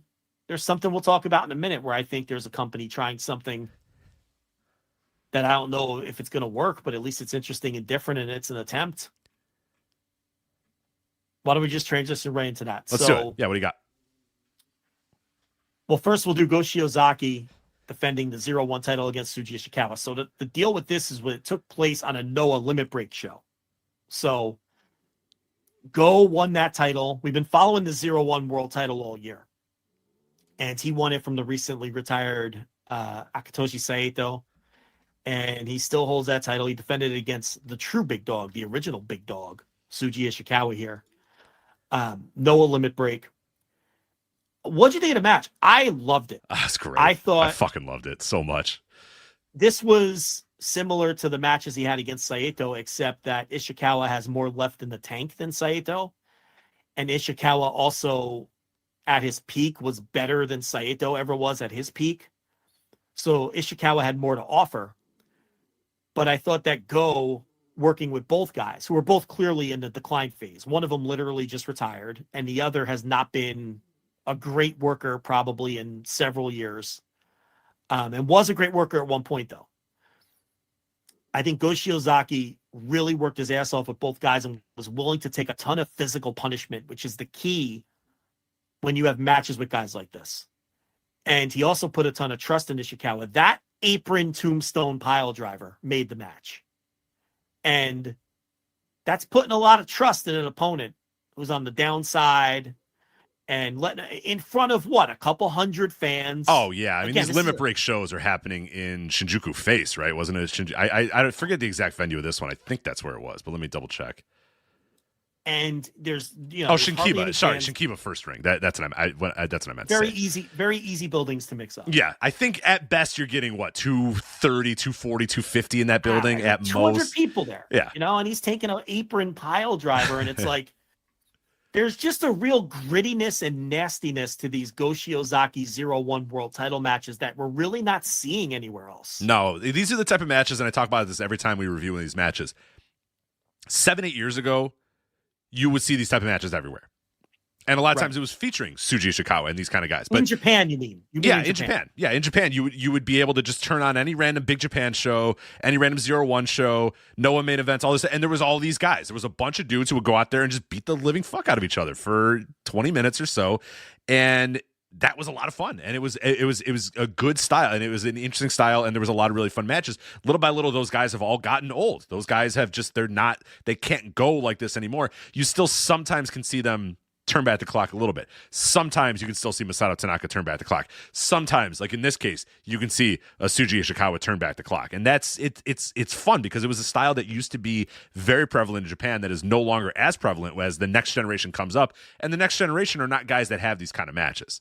We talk about all the time. The new guys coming up in Japan are not these kind of guys, not these kind of dudes. So sometimes when these guys have these kind of match where they can go back and feel like they're wrestling from 10 years ago, it's very comforting. You know what I mean? It's very much like, oh, all right, cool. We still have this style. This style still does exist. I don't know how much longer this style is going to exist, but it still does exist.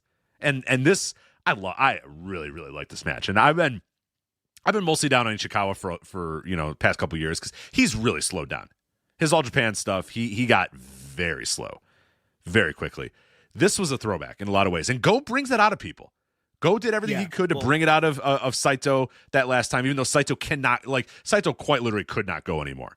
But Go was just like, dude, I will do whatever I can to make you still look great. I'll take any bump you want. Out of me. Beat the fuck out of me, punch me, kick me, drop me on my neck. I don't care. We're going to make this match good. And he did. And that match rocked. I love Saito and Go Shiozaki. Same deal here with Shuji Ishikawa. He's like, Shuji, whatever you got to do, you fucking do it. Let's have a banger here in front of 200 people in Shikiba First Ring on Limit Break 5. And they did. And they had no reason for this match to be good.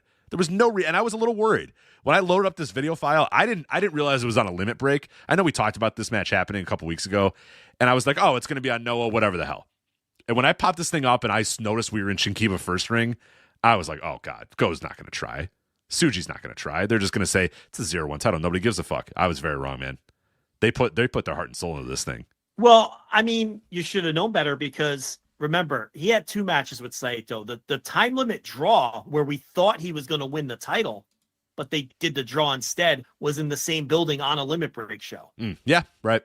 So, and that was the better of the two where, that time limit draw, I really enjoyed that. And then he won the title on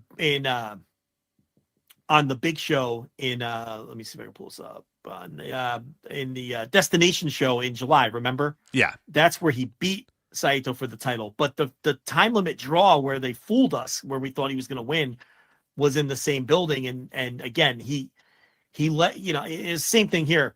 The strike exchanges here were nasty. The apron tombstone pile driver, which is one of Shuji Ishikawa's, that tombstone pile driver he does, one of his big moves. And he was just willing to take a beating. And there was just a grittiness to it.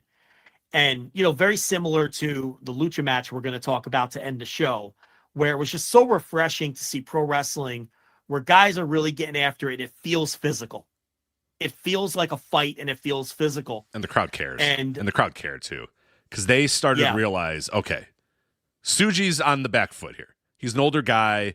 There's not many more years left for Shuji Ishikawa. Go Shiozaki, he feels like a guy who's probably got a good amount of years. Now, he's slowing down, obviously, a little bit, but you can look at him and say, that guy's got a couple years left in him. He's been through it with injuries, too, but he's not to the point where Ishikawa is. No, and they realized that, too, and they realized, you know what, this might be Shuji Ishikawa's last chance to win the 0-1 title. So this crowd decided, while we let go Shiozaki, we're all in on Ishikawa. And how many times throughout this match was Shiozaki doing something, Ishikawa was doing something, and the fans started chanting, and I love this, D-O-G, D-O-G for the dog. Yeah. They wanted the dog.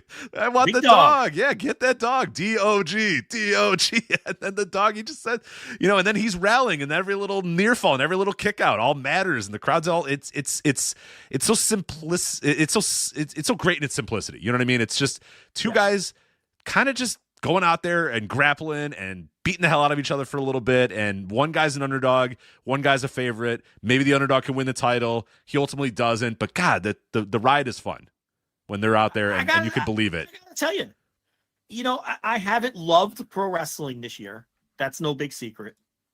This 0-1 world title has been one of my favorite titles in wrestling. That's great, yeah. It's been so much fun. I'm glad that like Noah's kind of in the mix with it now because the matches have been way more high profile.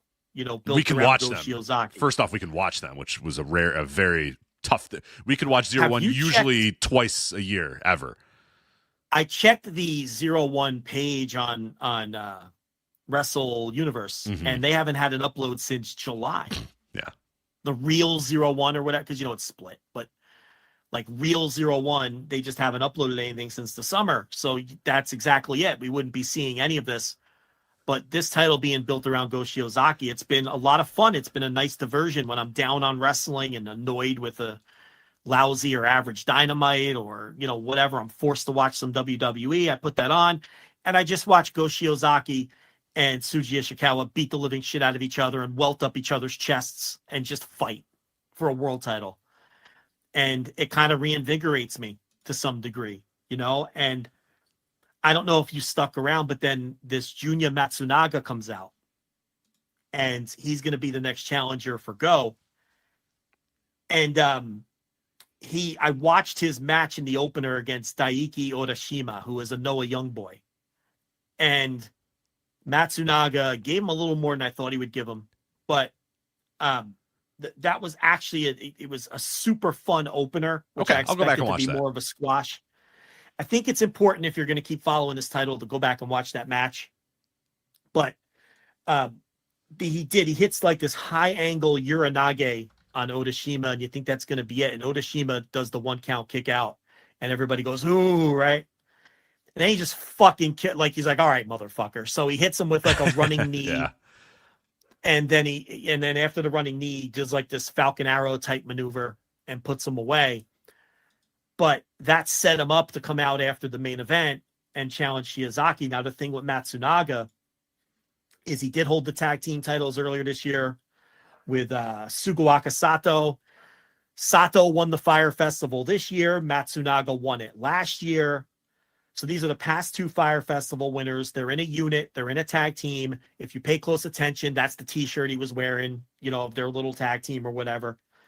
And the tag team titles there are I think they're the NWA Intercontinental tag team titles. It's one of those, when they were ZERO1 was formed and they were affiliated with the NWA, all that. So, anyway, it was an opener that really, it really showcased him as someone who could be a credible challenger.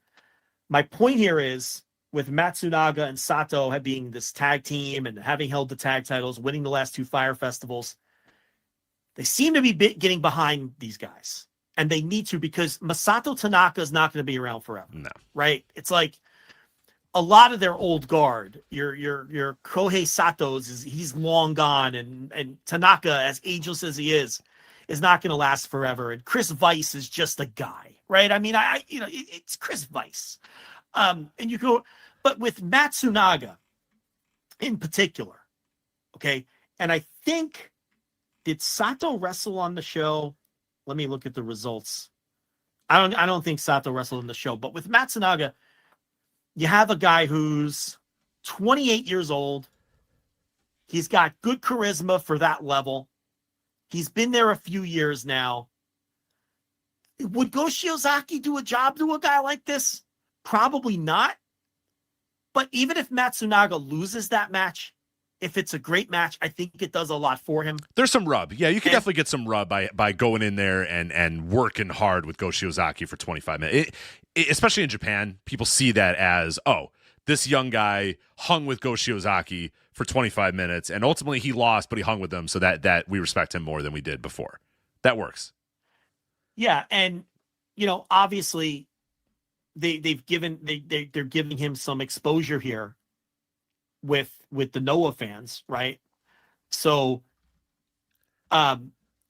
maybe it's not impossible that he beats Shiozaki for the title. Maybe, I don't expect it, but I just watched him in that opener and I'm like, you know what, maybe it's time. It's 0-1 and you can't, I don't want to spend a half hour breaking down 0-1, but at some point you got to turn it over.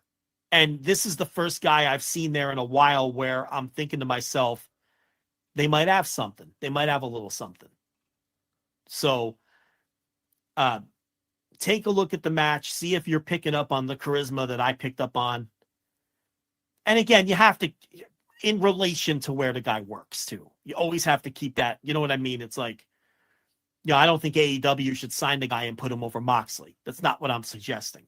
But I do think it's a good direction, and having those two guys win the last two Fire Festivals, it just got my mind working. I'm like, all right, maybe they're finally going to get behind some younger guys here. And that's kind of what they need. Now, in terms of Noah overall, we're getting close to this New Year's show that they're having in Budokan.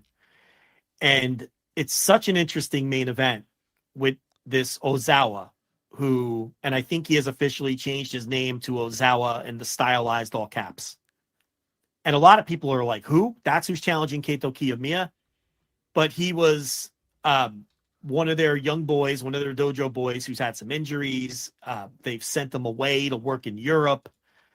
And now he comes back and he's just put in this program with Kiyomiya, and he's going to headline this huge show at the start of the year. And it's like, they're taking a real chance here, because the Noah, now he has revamped. He's doing this whole like sleazy gimmick. Right. Have you seen some of the stuff that they're doing? Yeah. I've seen a lot of it, and it's interesting. It's bold. Like, I don't know if I like it, but I appreciate that someone is taking a fucking chance and pushing to a guy. make a star. Right. And that's one of my big criticisms with Japan over the last couple of years. Is like, you got this whole generation's getting very old very quickly, guys. Can we work on just pushing a guy and saying, this is our new guy and this guy's going to go? And so I love this. I think he comes back from excursion where, was it a true excursion, or was he just getting sent over to? Yeah. I mean, he was all over Europe. He was in Progress and Rev Pro and all these different places and whatever. So yeah, he comes back and immediately starts attacking Kiyomiya, and he's licking his face and screaming. It's all very weird, and making these weird posts on Twitter and stuff about, Kiyomiya. But yeah, he's attacking him and screaming and yelling and being all weird and goofy and sleazy and stuff. But yeah, I love it. I love it. Push a guy, get bold, get crazy. And it might not work, but fuck it. You got to take some chances, man. I've been screaming at New Japan to take some fucking chances with these guys. And they don't. They still are playing it cool and playing it. Hey, no, we'll go at our own pace. And it's like, I don't know that you have the ability to go at your own pace anymore, man. It's time for a lot of these companies to wake up. A guy. Now, if he goes in there and shits the bed now, and also they're building the match in a non-Noah kind of way, because this guy's doing like a Western style. He's like doing this sleazy, like he's accusing Kiyomiya of like smoking and drinking and being a womanizer and all this. It's like this really bizarre build for a GHC heavyweight title match, but they're taking a big swing and trying to make a guy. Now, it should be important to note, the real draw for the show is Shinsuke Nakamura, who is being loaned by WWE to work the show against Oka Sasaki. So you can, that's even more reason to try this though, because you have a net. You have a net because Nakamura is your draw, and you figure you're going to sell tickets based on Nakamura coming back to work a Noah match. So you're not counting on getting the Ozawa program with Kiyomiya over to the point where it needs to be the primary ticket driver. And I think that's important to note too. Right. And that's an old school strategy too, because then you're hoping that, hey, everyone's coming in to buy Shinsuke Nakamura and see him. Oh, and by the way, here's this guy. And if it gets over and it works, you then maybe get a bunch of people that weren't interested in engaged with Noah to see this guy and say, whoa, hold on, this guy's pretty cool. This guy's got something. Yeah. So I've been very critical. We've been very critical of Noah's booking really ever since, Muto was there and all of that. And we properly, demonstrated that they didn't set up the future very well for the post-Muto world, and they didn't. But this is a very crafty booking move to do this match on this show when you have that safety net of Shinsuke Nakamura right there. Mm-hmm. So I'm so looking forward to this match to see how this guy comes across. This is a huge spot. This Ozawa kid can make himself in this match if he has a big time performance. And fuck, man, imagine if they just rocket pack him and have him win. Yeah. I don't think this Kiyomiya title reign is knocking anybody's socks off. It's not knocking mine off. I mean, it's been so maybe fine, but if they wanted to get crazy and have this guy win, I have no problem with that either. And it may be, he might be terrible. It might not, but I don't know. I just feel like you can't, like, maybe if it would be exciting, I think, if they took a risk and really went all the way with it and had the guy win. But that would be so bold. I mean, no one saw this coming. This is just completely from left field. And that's going to be a very interesting show because you've got Nakamura coming in, and I don't know what kind of match, because he's working with Oka Sasaki. So that could be like more of and Nakamura's shoot fighting background and everything. So that's a match to keep an eye on. Jack Morris has the mystery partner in the tag challenge against Marufuji and Segura. Jack Morris and Ozawa and all those guys are in the top heel group right now. Manabu Soya versus Masa Kitamiya. 2024 Most Improved Wrestler Daga versus Eita for the junior title. I mean, that's all the top stuff. And they got the brothers against each other. You see that? Galeno Del Mal versus I didn't. El Hijo del Dr. That's Wagner a good. Jr. That's not a bad looking card there. That's not a bad looking card for Noah. It's a super interesting card. I'm looking forward to it. And it's the best time of the year. Best time of the year is coming up, man. The New Year, all those Japanese New Year's shows. God, man, my favorite time of the year. We could preview it more in depth as it gets closer. But there's two other Noah matches I wanted to talk about very quickly. Brian Kendrick came in to challenge Kaito Kiyomiya on a Monday Magic show. And it's got some awful reviews. And I wasn't going to watch it because of that. But I did watch it because I had some time. I don't know what these people are. I thought the match was excellent. Interesting. So, okay, let me be the deciding factor on this. Let me watch this match and I'll get back to you. I thought Kendrick looked great. I think maybe the poor reviews have a lot to do with the fact that he's a psychopath. He obviously got canceled last year, the year before, for some anti-Semitic things. He has these weird global conspiracies. It cost him a job in AEW. Yeah, it cost him a job in AEW. I think Paul London doesn't associate with him anymore. He got a shot behind the scenes with WWE. I think it cost him a job. But setting all that aside, I'm here. When I watch a match, I'm breaking down a match. Okay, I don't think none of that stuff is going to get in my way when my job is to tell people what I thought of the work in a match. And I thought Kendrick looked great here. I thought that I'm watching this match. What I loved about it was such a diversion from the usual Kaito Kiyomiya title match, where my one criticism of Kiyomiya is he's always like chasing. Everything has to be this larger than life epic with him. Like, Kendrick made him work a different speed and a different kind of match. A small room match, because it was in Shinjuku Face. It's a Monday Magic show in Shinjuku Face. So I think Kendrick understood the environment. And I thought it was one of the more interesting Kaito Kiyomiya title defenses on this whole run that he's having. Now, I don't think they're going to bring him back. I don't think they should bring him back. It's Monday Magic. It's a one-off. I understand that. But I really enjoyed the match. I think it's one of my favorite Kaito Kiyomiya matches of this current title run that he's on. So I wanted to talk about that quickly. And then there was one more. Oh, same show. Same show. So the guys from West Coast Pro, Vinny Massaro, Titus Alexander, they've been in Japan. They've been working Marvelous shows. Marvelous has been doing more unisex shows. Correct. With male wrestlers. Yeah. And they've been in the mix with that. And I think Titus is in their dojo and everything. But they've also, while they were out there, they were working the Monday Magic shows.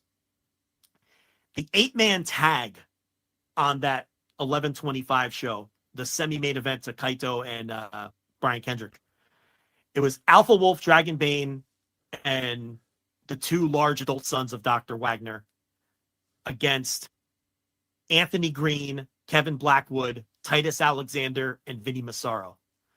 I'm not telling you it's a match of the year contender. What I'm telling you is, if you're going to go out of your way to watch Kaito Kiyomiya versus Brian Kendrick, you absolutely should watch that match. They kicked ass. And it was the last match of the tour for those guys. And they let you, there's usually something with, you ever notice that? The last match of a tour. Yeah, you can always tell. And it was so fun. And it was like, I've been so down on the wrestling. And I watched this 8-man tag, which was nothing but action. And Vinny, he's doing suplexes and throwing people around. Titus Alexander looks great. The opposing team is just loaded with super fun guys. I mean, Alpha Wolf and Dragon Bane are one of the best tag teams this year. The two sons of Wagner are super fun. You got Anthony Green in there throwing super kicks and Kevin Blackwood. I mean, it was so fun. So, and I never would have watched the match. I wanted to watch I always try to watch all the title matches, even if we never get around to talking to them, because you got to keep up with stuff. Of course. So I was there watching the Brian Kendrick match, and I said, you know what? This looks interesting. I'll put on, to be completely honest, I was just like fast forwarding through the fucking upload and I stopped too soon. You know what I'm saying? And I was like, I'll watch this match too, since it's the semi. And I'm so glad I did, because it rocked to the point where I reached out to Vinny Massaro to tell him how much I liked it. That's how much I liked the match. So there's another slick little rec for people if they're looking for something to watch with Noah, because I did a big Noah catch up this week, and I watched all the title matches across all the shows and all the stuff I just talked about as we gear up towards their New Year's show in the Budokan on the 1st. Yeah, I got to start watching more of those Monday Magic shows, because they're quick and easy. They're like an hour and a half, 2 hours, right? Quick and easy. Yeah, I got to start watching those more, because I like you, I'm always just like, sometimes I'm just so down on wrestling, and sometimes I just need to watch a show and just enjoy it with kind of not necessarily turning my brain off, but just kind of finding stuff like that. That was my goal. I talked about it a couple weeks ago, and that's why I was jumping around to Michinoku Pro and stuff like that. It's just trying to find stuff that just makes me enjoy wrestling again, because there's a lot of it that makes me not enjoy it, and a lot of times it's not that hard. I just got to kind of check out some different places, or check out places that I haven't watched in a while, or re-engage with places that I haven't dug in too much on, because I'm too busy trying to watch every major American thing, and every major WWE show, and every major NXT show, and every major AEW show. And sometimes I just got to watch some Japanese wrestling, like ZERO1 title matches, and just go back to what I love. Yeah, or it's like, you talked about the Michinoku Pro stuff that you watched a couple weeks ago too. The problem is, see, when it comes to Noah and All Japan, I watch every title match, and not just the Triple Crown and GHC, all the underneath titles too. I feel like it's important to keep up with that stuff. We just don't work it in. I mean, these shows are egregiously long to begin with, but this week, since I knew we were talking about that 0-1 match and it took place in Noah, I was like, you know what? I watched all this other Noah. I may as well talk about it, because we also have this show coming up in a couple of weeks, which is going to be a huge show that we have to watch and review. I mean, that Budokan show, we have to watch that and review it. So we may as well gear people up for it and let them know kind of what's going on in the promotion. So, and then next week, of course, like I talked about earlier, we'll do the 2 World Tag League finals. So there'll be plenty of New Japan and All Japan talk next week. And then, we'll gear back up and get ready for this Noah show at the turn of the calendar, which, yeah, it really does look like a fun show. And it's always good when they get in a bigger building, and hopefully there'll be a nice crowd. Hopefully Nakamura does help them draw. And there's a big hot crowd there for it, because that just lifts everything. There's nothing, even to this day, nothing quite hits like a big Puro show in one of those big buildings with the hot crowd. You know what I mean? It's just a different kind of feeling. Oh, yeah. It even feels different than when you're watching New Japan, when Noah or All Japan or even DDT or something can have a big show in a big building with a hot crowd. You're like, man, it like reinvigorates your love for pro wrestling in a lot of ways. So I hope the show does really well, because it is an interesting lineup. And I do notice in the chat, I switched over. Robert Collard, as we were talking, said the U.S. versus Mexico match was damn good. I think he's talking about that same 8-man tag I was talking about. Okay, all right. Because he said that while I was talking about Kiyomiya Kendrick, I think is when he typed that. And he was putting over that match, which I ended up also then putting over. So I'm telling you, I wouldn't waste your time. I think you should watch that 8-man tag and the Kendrick match. I really would like your opinion on the Kendrick. Yeah, I'm definitely gonna watch it. I might even watch it after the show. Here, I'm pretty pumped to check that out, because I always like discerning views. You're saying it's good. The populace on Cage Match says it's bad. I want to decide. Cage Match has it at like a 4. Mm-hmm.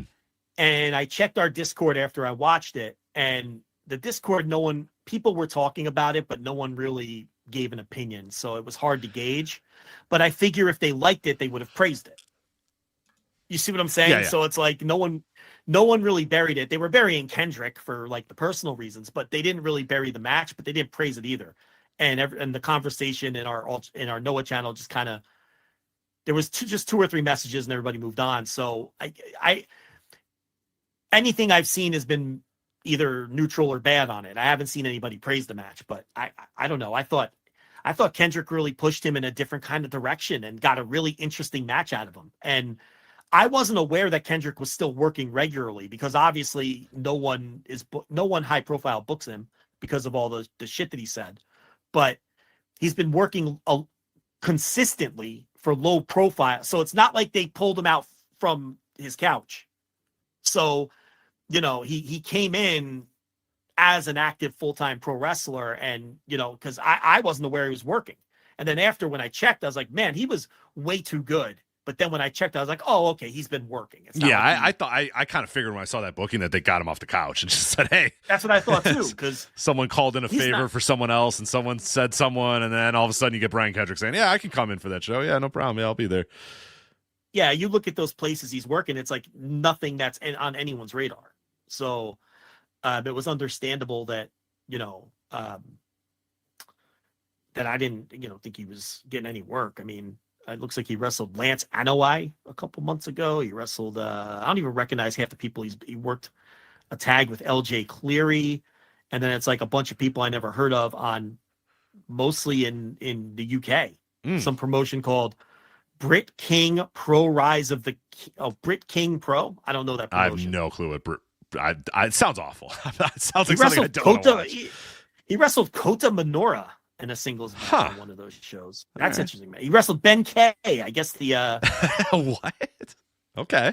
I don't know. I guess the Dragon Gate guys were Case Low, when he eventually listens to this, will probably be locked in on what that promotion is then, I would imagine. But I've never heard of it. He's got matches in Costa Rica. I mean, so he's just, I mean, you know, him and Marty, him and Party Marty are on the same plan right now where it's just like, yeah, he's not quite as obscure as like Party Marty and who's the guy that's also holed up in Mexico working under a mask? Travis Banks. Oh, like, Banks. Yeah. Right. Like, I think he's one step above those guys. Banks still doing a mask gimmick? I mean, he was working under a mask, but he left on like his New Zealand boots, and that's how people identified him. But that was years ago. That was like 2 years ago, feel like he can't be doing that anymore, right? He's just got it. I think he's still in Mexico working like gym shows. No, I mean with like the mask still on. I remember he had the mask. I think he's unmasked at this point, right? Because but I think he still lives there and is working there. Kendrick is just bouncing he's getting booked. I mean, he's getting booked all over the world, just places you've never heard of. Oh shit, he wrestled T-Bone. Oh, your guy, T-Bone. Look at that. Wrestled T-Bone in Wales. So I don't know. There you go. He'll just slip back. I won't watch him wrestle again, maybe ever now, right? Like he's just going to slip back into obscurity. So, I don't know. Or maybe Noah will sign him. They've signed, you know. They've signed worse. They have certainly signed worse. They've brought guys in that other, you know, that, yeah, anyway. But that's a little Noah catch up. What do we got left here? What we got left is another match that, when I'm down on my wrestling, I saw this match pop up, and we obviously loved the match they had earlier in this year. You adored it. You had a whole segment about it and told me to watch it, and I did eventually watch it.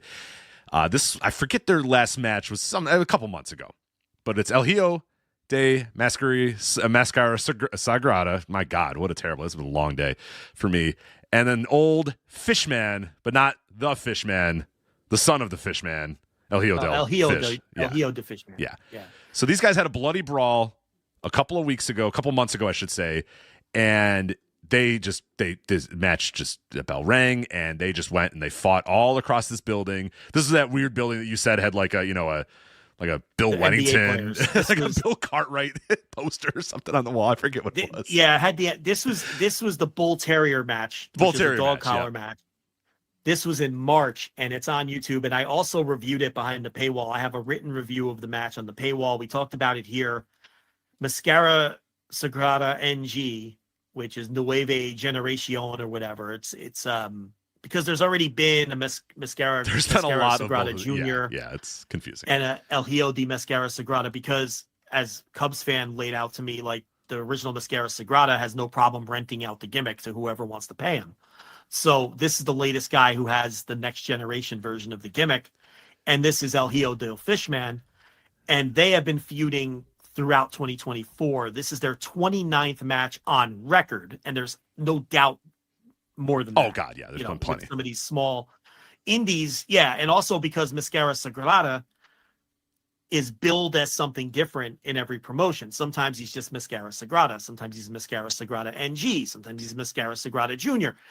So it's like Cage Match isn't catching all of these matches that he's working and probably working opposite of Fishman. But they had the Bull Terrier match in March, and then they took their feud to IWRG, which was the most high-profile place that they've worked. But oddly enough, the two matches that made tape, neither one of them took place there. But anyway, they took their feud to IWRG. They've and really across multiple indies in Mexico, and they've been feuding all year. And we talked about the match on the air. We loved the dog collar match they had. I thought it was well over 4 stars. It's one of the best brawls I've seen all year. And this was a follow-up on December 1st. It's on YouTube, but we'll give people the link. But yeah, I just put the link in the, for those that are listening live, the link is there for you now. I'll put the link in the description of the podcast as well, because you would never find it. Because this the match, whole show. Yeah, it's the whole show, and this match is not in the title because this is not the the big time. It's not the big time. It's a mid card match. It's a mid card match, but for us, it was our main event or whatever. But yeah, it's right. this, and it's a produce show. It's not a produce show, but it's like a little indie. It's an indie show. Yeah. So it's hard to find, but the link is out there, and I'll make sure I link it in the show notes. Now there was a I watched the Commander match. Yeah, I did too. This Blue Win guy, I don't know. I like what I saw out of my man Blue Win. Yeah, this was a new wrestler to me, Blue Win. I'd never seen him work, but I thought they got the money thrown at him. They did. They had an awesome match, Commander and Blue Win. Yeah, I love after the match, Commander's like, all right, pal, let's go. And then he puts Blue Win on his shoulders and they parade around the ring while people throw money in. And Commander's probably like, I got that AEW check, man. This money's all yours, pal. Right. Probably giving it all to Blue Win afterwards. I bet that's really how it went. Moment. Yeah. Yeah. And I'm not a huge Commander guy, although I think he has made improvements this year. He was really good. I thought he was really good in this match. He was really good in this match. He's not like a one-trick pony anymore with the rope run spot. He's really added to his game. He's much improved. And because I'm a sicko, I watched a La Bestia del Ring match on purpose. I watched the main event of the show, Rich, with Dralistico. I was in. I was like, you watched it too? You watched it too? I was like, let's go. I'm watching the video. The thing was playing. I had nothing going on. I was like, yeah, man, let's go. For a minute, I thought it was Mystico, and then I realized it was Dralistico, and I was like, man. Yeah. I don't know if you did the same thing, because I was like, fuck, what is Mystico doing here? And I'm like, it's Dralistico. You know what? Whatever. I'll watch it. Why not? Once I saw Bestia del Ring, I'm like, you realize he's working with his old man, So it's and Monster Clown. I can't pass up a Monster Clown. So Monster Clown, that's right, with DMT Azul, who's another stalwart of these kinds of shows. So I'm like, I'm going to give it a chance. You'll be shocked to know that Bestia del Ring was the worst guy in the match. Yes, be shocked to know that. By far. Yeah, Dralistico looked pretty good. For once, the only thing that can make Dralistico look great is wrestling with this old man. And then you're like, wow, look how good Dralistico is. So, you know what else makes Dralistico look great? When he gets the superstar billing, he's introduced last, and he's winning. That's also what makes Dralistico look great, because the effort level was high for this man, because all the attention was on him. But we're here to talk about Sagrada and Fishman, El Hijo del Fishman. I gotta tell you, I don't know which one I like better, this or the dog collar match. I loved it. It was a war, man. So to give you an idea of just how this started, Sagrada gets in the ring first. Fishman's making his entrance, and Sagrada just dives at him, and they start from there.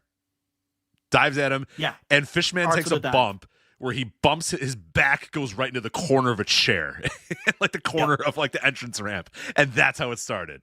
And then just like the dog collar match, the very next spot is one guy whipping the other right into the fucking fans in the front row. They don't tell him to move. Nope. They just throw him into the fucking to the fans. If you move, you move. If you don't, you've got El Hijo del Fishman in your fucking lap. Right. And you're going to like it. And get out, because pretty soon he's going to be bleeding, so you definitely want to start getting out of the way, or else you're going to have Fishman's blood all over you. So. Oh, now listen. I don't always love these mask ripping lucha brawls. I think a lot of them are boring as shit. These two guys they're magic. These two guys are I don't know what it is, whether it's, I think I get off on the idea of they're both doing sun gimmicks. Yeah. I like that. I like that because to me as a nerd who's suspending their disbelief when I'm watching, I'm like, this is like the successors to the bigger stars from the previous generation, and they're continuing this war. I don't even know if the two originals ever feuded with each other, but they're continuing this war from their fathers, even though one guy's probably just paying to be the gimmick, and it works for me on that level. And this Sagrada guy that's doing, I mean, he's like pretty good, like, you know, and he's a willing bleeder. Now, Fishman, I'm starting to get the sneaking suspicion, Rich, that this man doesn't like to lose because. Hold on a minute. How so? There's some evidence mounting. Okay, there's some evidence mounting. The first finish was a little fishy, no pun intended, with the Fishman here. Okay, of the dog collar match. You remember they did a wacky finish at the end, and he got all his heat back at the end and everything. This one.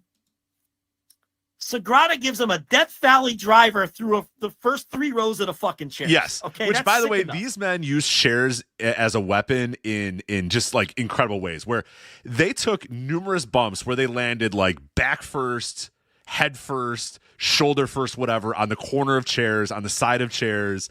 They're just taking stupid bumps. And these are like just legit like stiff plastic chairs too. These are not folding chairs. Listen to me. These are not the fake, thin, tin WWE fake chairs that they use in the War Games. No. Where it's clearly not a real chair, and it's just a thin piece of aluminum. The WWE War Games chairs are basically like the old sheet pans they used to use in ECW that you bake like like what are those cheap cookies you buy in the grocery store? The Pillsbury, like the Pillsbury slice, you just slice them. You just the goo comes out and you slice the goo and you throw them on there, and in 10 minutes you got some basic ass cookies. Some cookies. It hits the spot, right? It fucking hits the spot, and you eat them all. They got around Christmas. They have the little tree on them. You know what I mean? The little green tree. Yeah. And you're like, whatever. It's sugar fine. cookies. The sugar cookies. And you eat the whole fucking tube in one sitting. And maybe you have frosting, but probably not. You just kind of want a cookie. You just kind of want the feeling of a warm cookie, and so you make it. Yeah, and you feel gross after you eat the whole thing. You're like, I'm never doing this again. But then you do it again. You know, you get you're in the mood, and you buy another tube of fake cookies. It's like Golden Corral. You go to Golden Corral. It's disgusting. You feel like shit when you leave. You're like, I'm never coming back to Golden Corral. 8 months later, you're in Golden Corral, and you didn't eat all day, right? You're like, I'm making the most of this. I'm going to Golden Corral later. I'm not eating breakfast. I'm not eating lunch, right? And then you get to the Golden Corral and you crack your knuckles, and then that first trip before you even get back to your table, that first trip through, you're like, why am I here? I don't want to eat any of this shit. Right, this disgusting mac and cheese. Yeah, but now I have to justify the $17.99 I just paid, and I'm going to eat 5 plates of this shit. And I'm going to walk out of here feeling disgusting. And as disgusting as the fans probably felt as the bloody El Hijo de Mascara Sagrada was being thrown into them by Fishman, because these men love throwing each other into rows of chairs and giving each other Death Valley drivers through the chairs. Just like the dog collar match. This shit was incredible. But this El Hijo de Fishman, first match had the finish where he got his heat back. Mm-hmm. This match, he takes the Death Valley driver through the chairs, and then they do the referee. 1, like, uno, dos, tres, cuatro, right? They're teasing the count out like it's a fucking Jushin Liger Best of the Super Juniors match, right?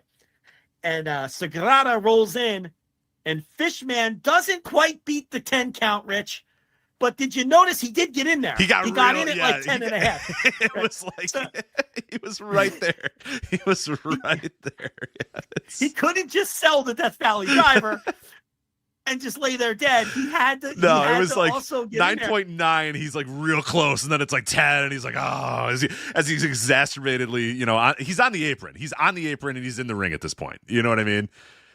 He got in there so quick, I didn't think the match was over. I Let's agree. put it that way. I thought I was like, oh, he got in, and then it went ding, ding, ding, ding, and I went, oh, all right, never mind, he didn't get in. So that was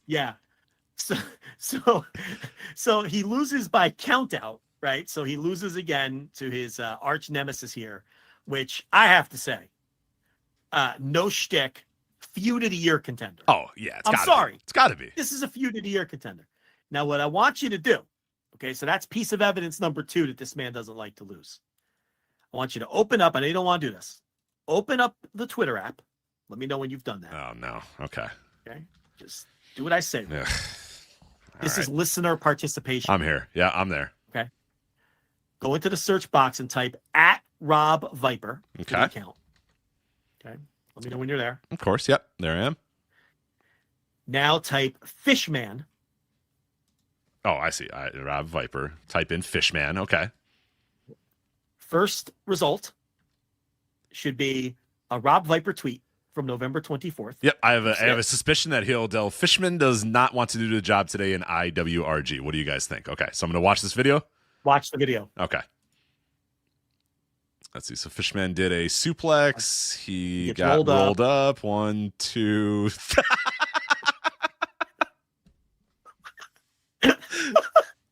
So what happened is Fishman went for a suplex. This guy rolled him up. The referee counts 1, 2, and 3. But by 2, Fishman's already out of the pinfall. Fishman had kicked out at 1. Right. The referee just decided, I was told this is the finish, so I'm going to keep counting. The other guy stays counting. The other guy stays in like a pinfall position. The other guy is still on the floor. Meanwhile, Fishman's standing. Fishman's standing by the time the guy hits 3. That's so good. By the time that guy gets to 3, these two men aren't even in contact anymore, and Fishman's on his knees staring daggers through the referee.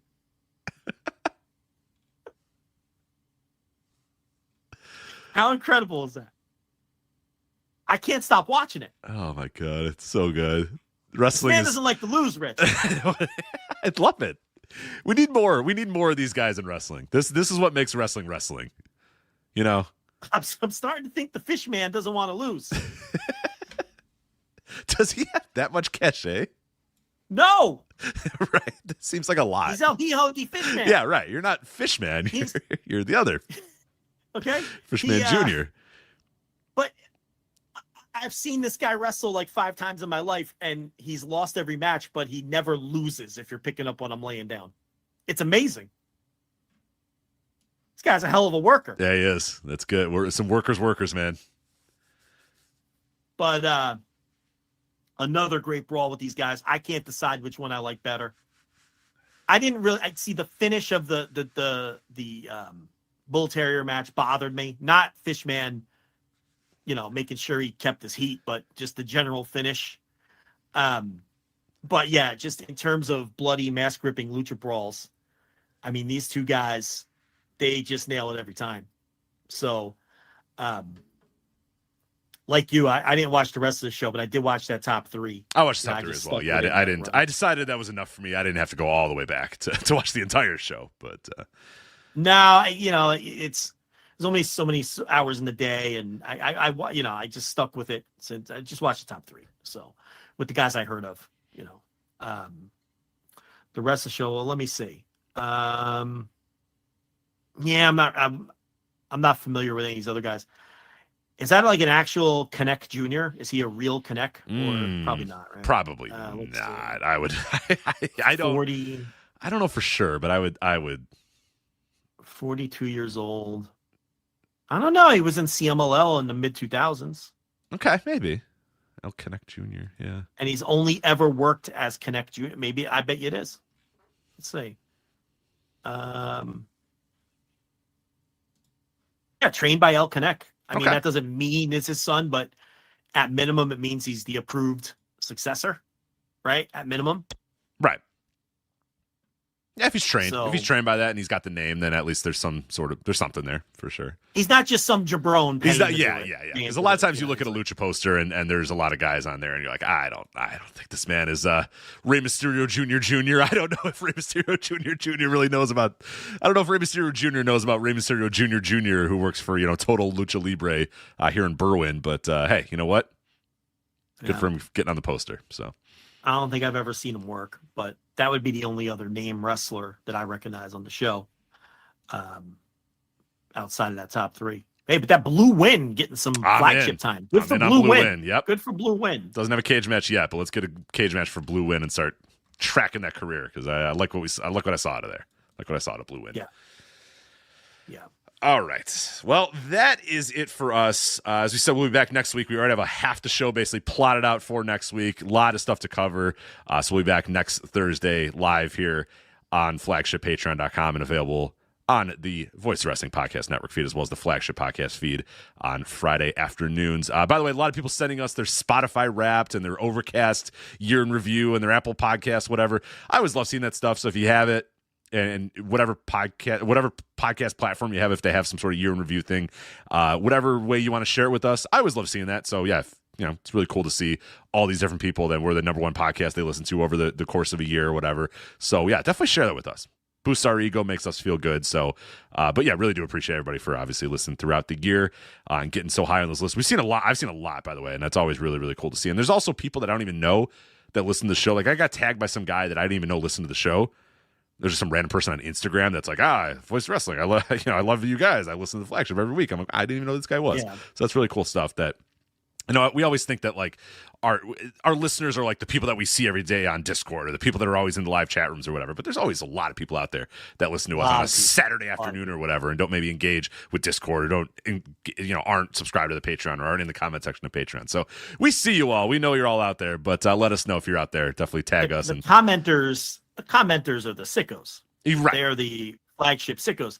You just have a general idea of how many people listen. We don't communicate with that many people. So it just makes sense that the vast majority of people who listen are just silent listeners that we don't know who the hell they are.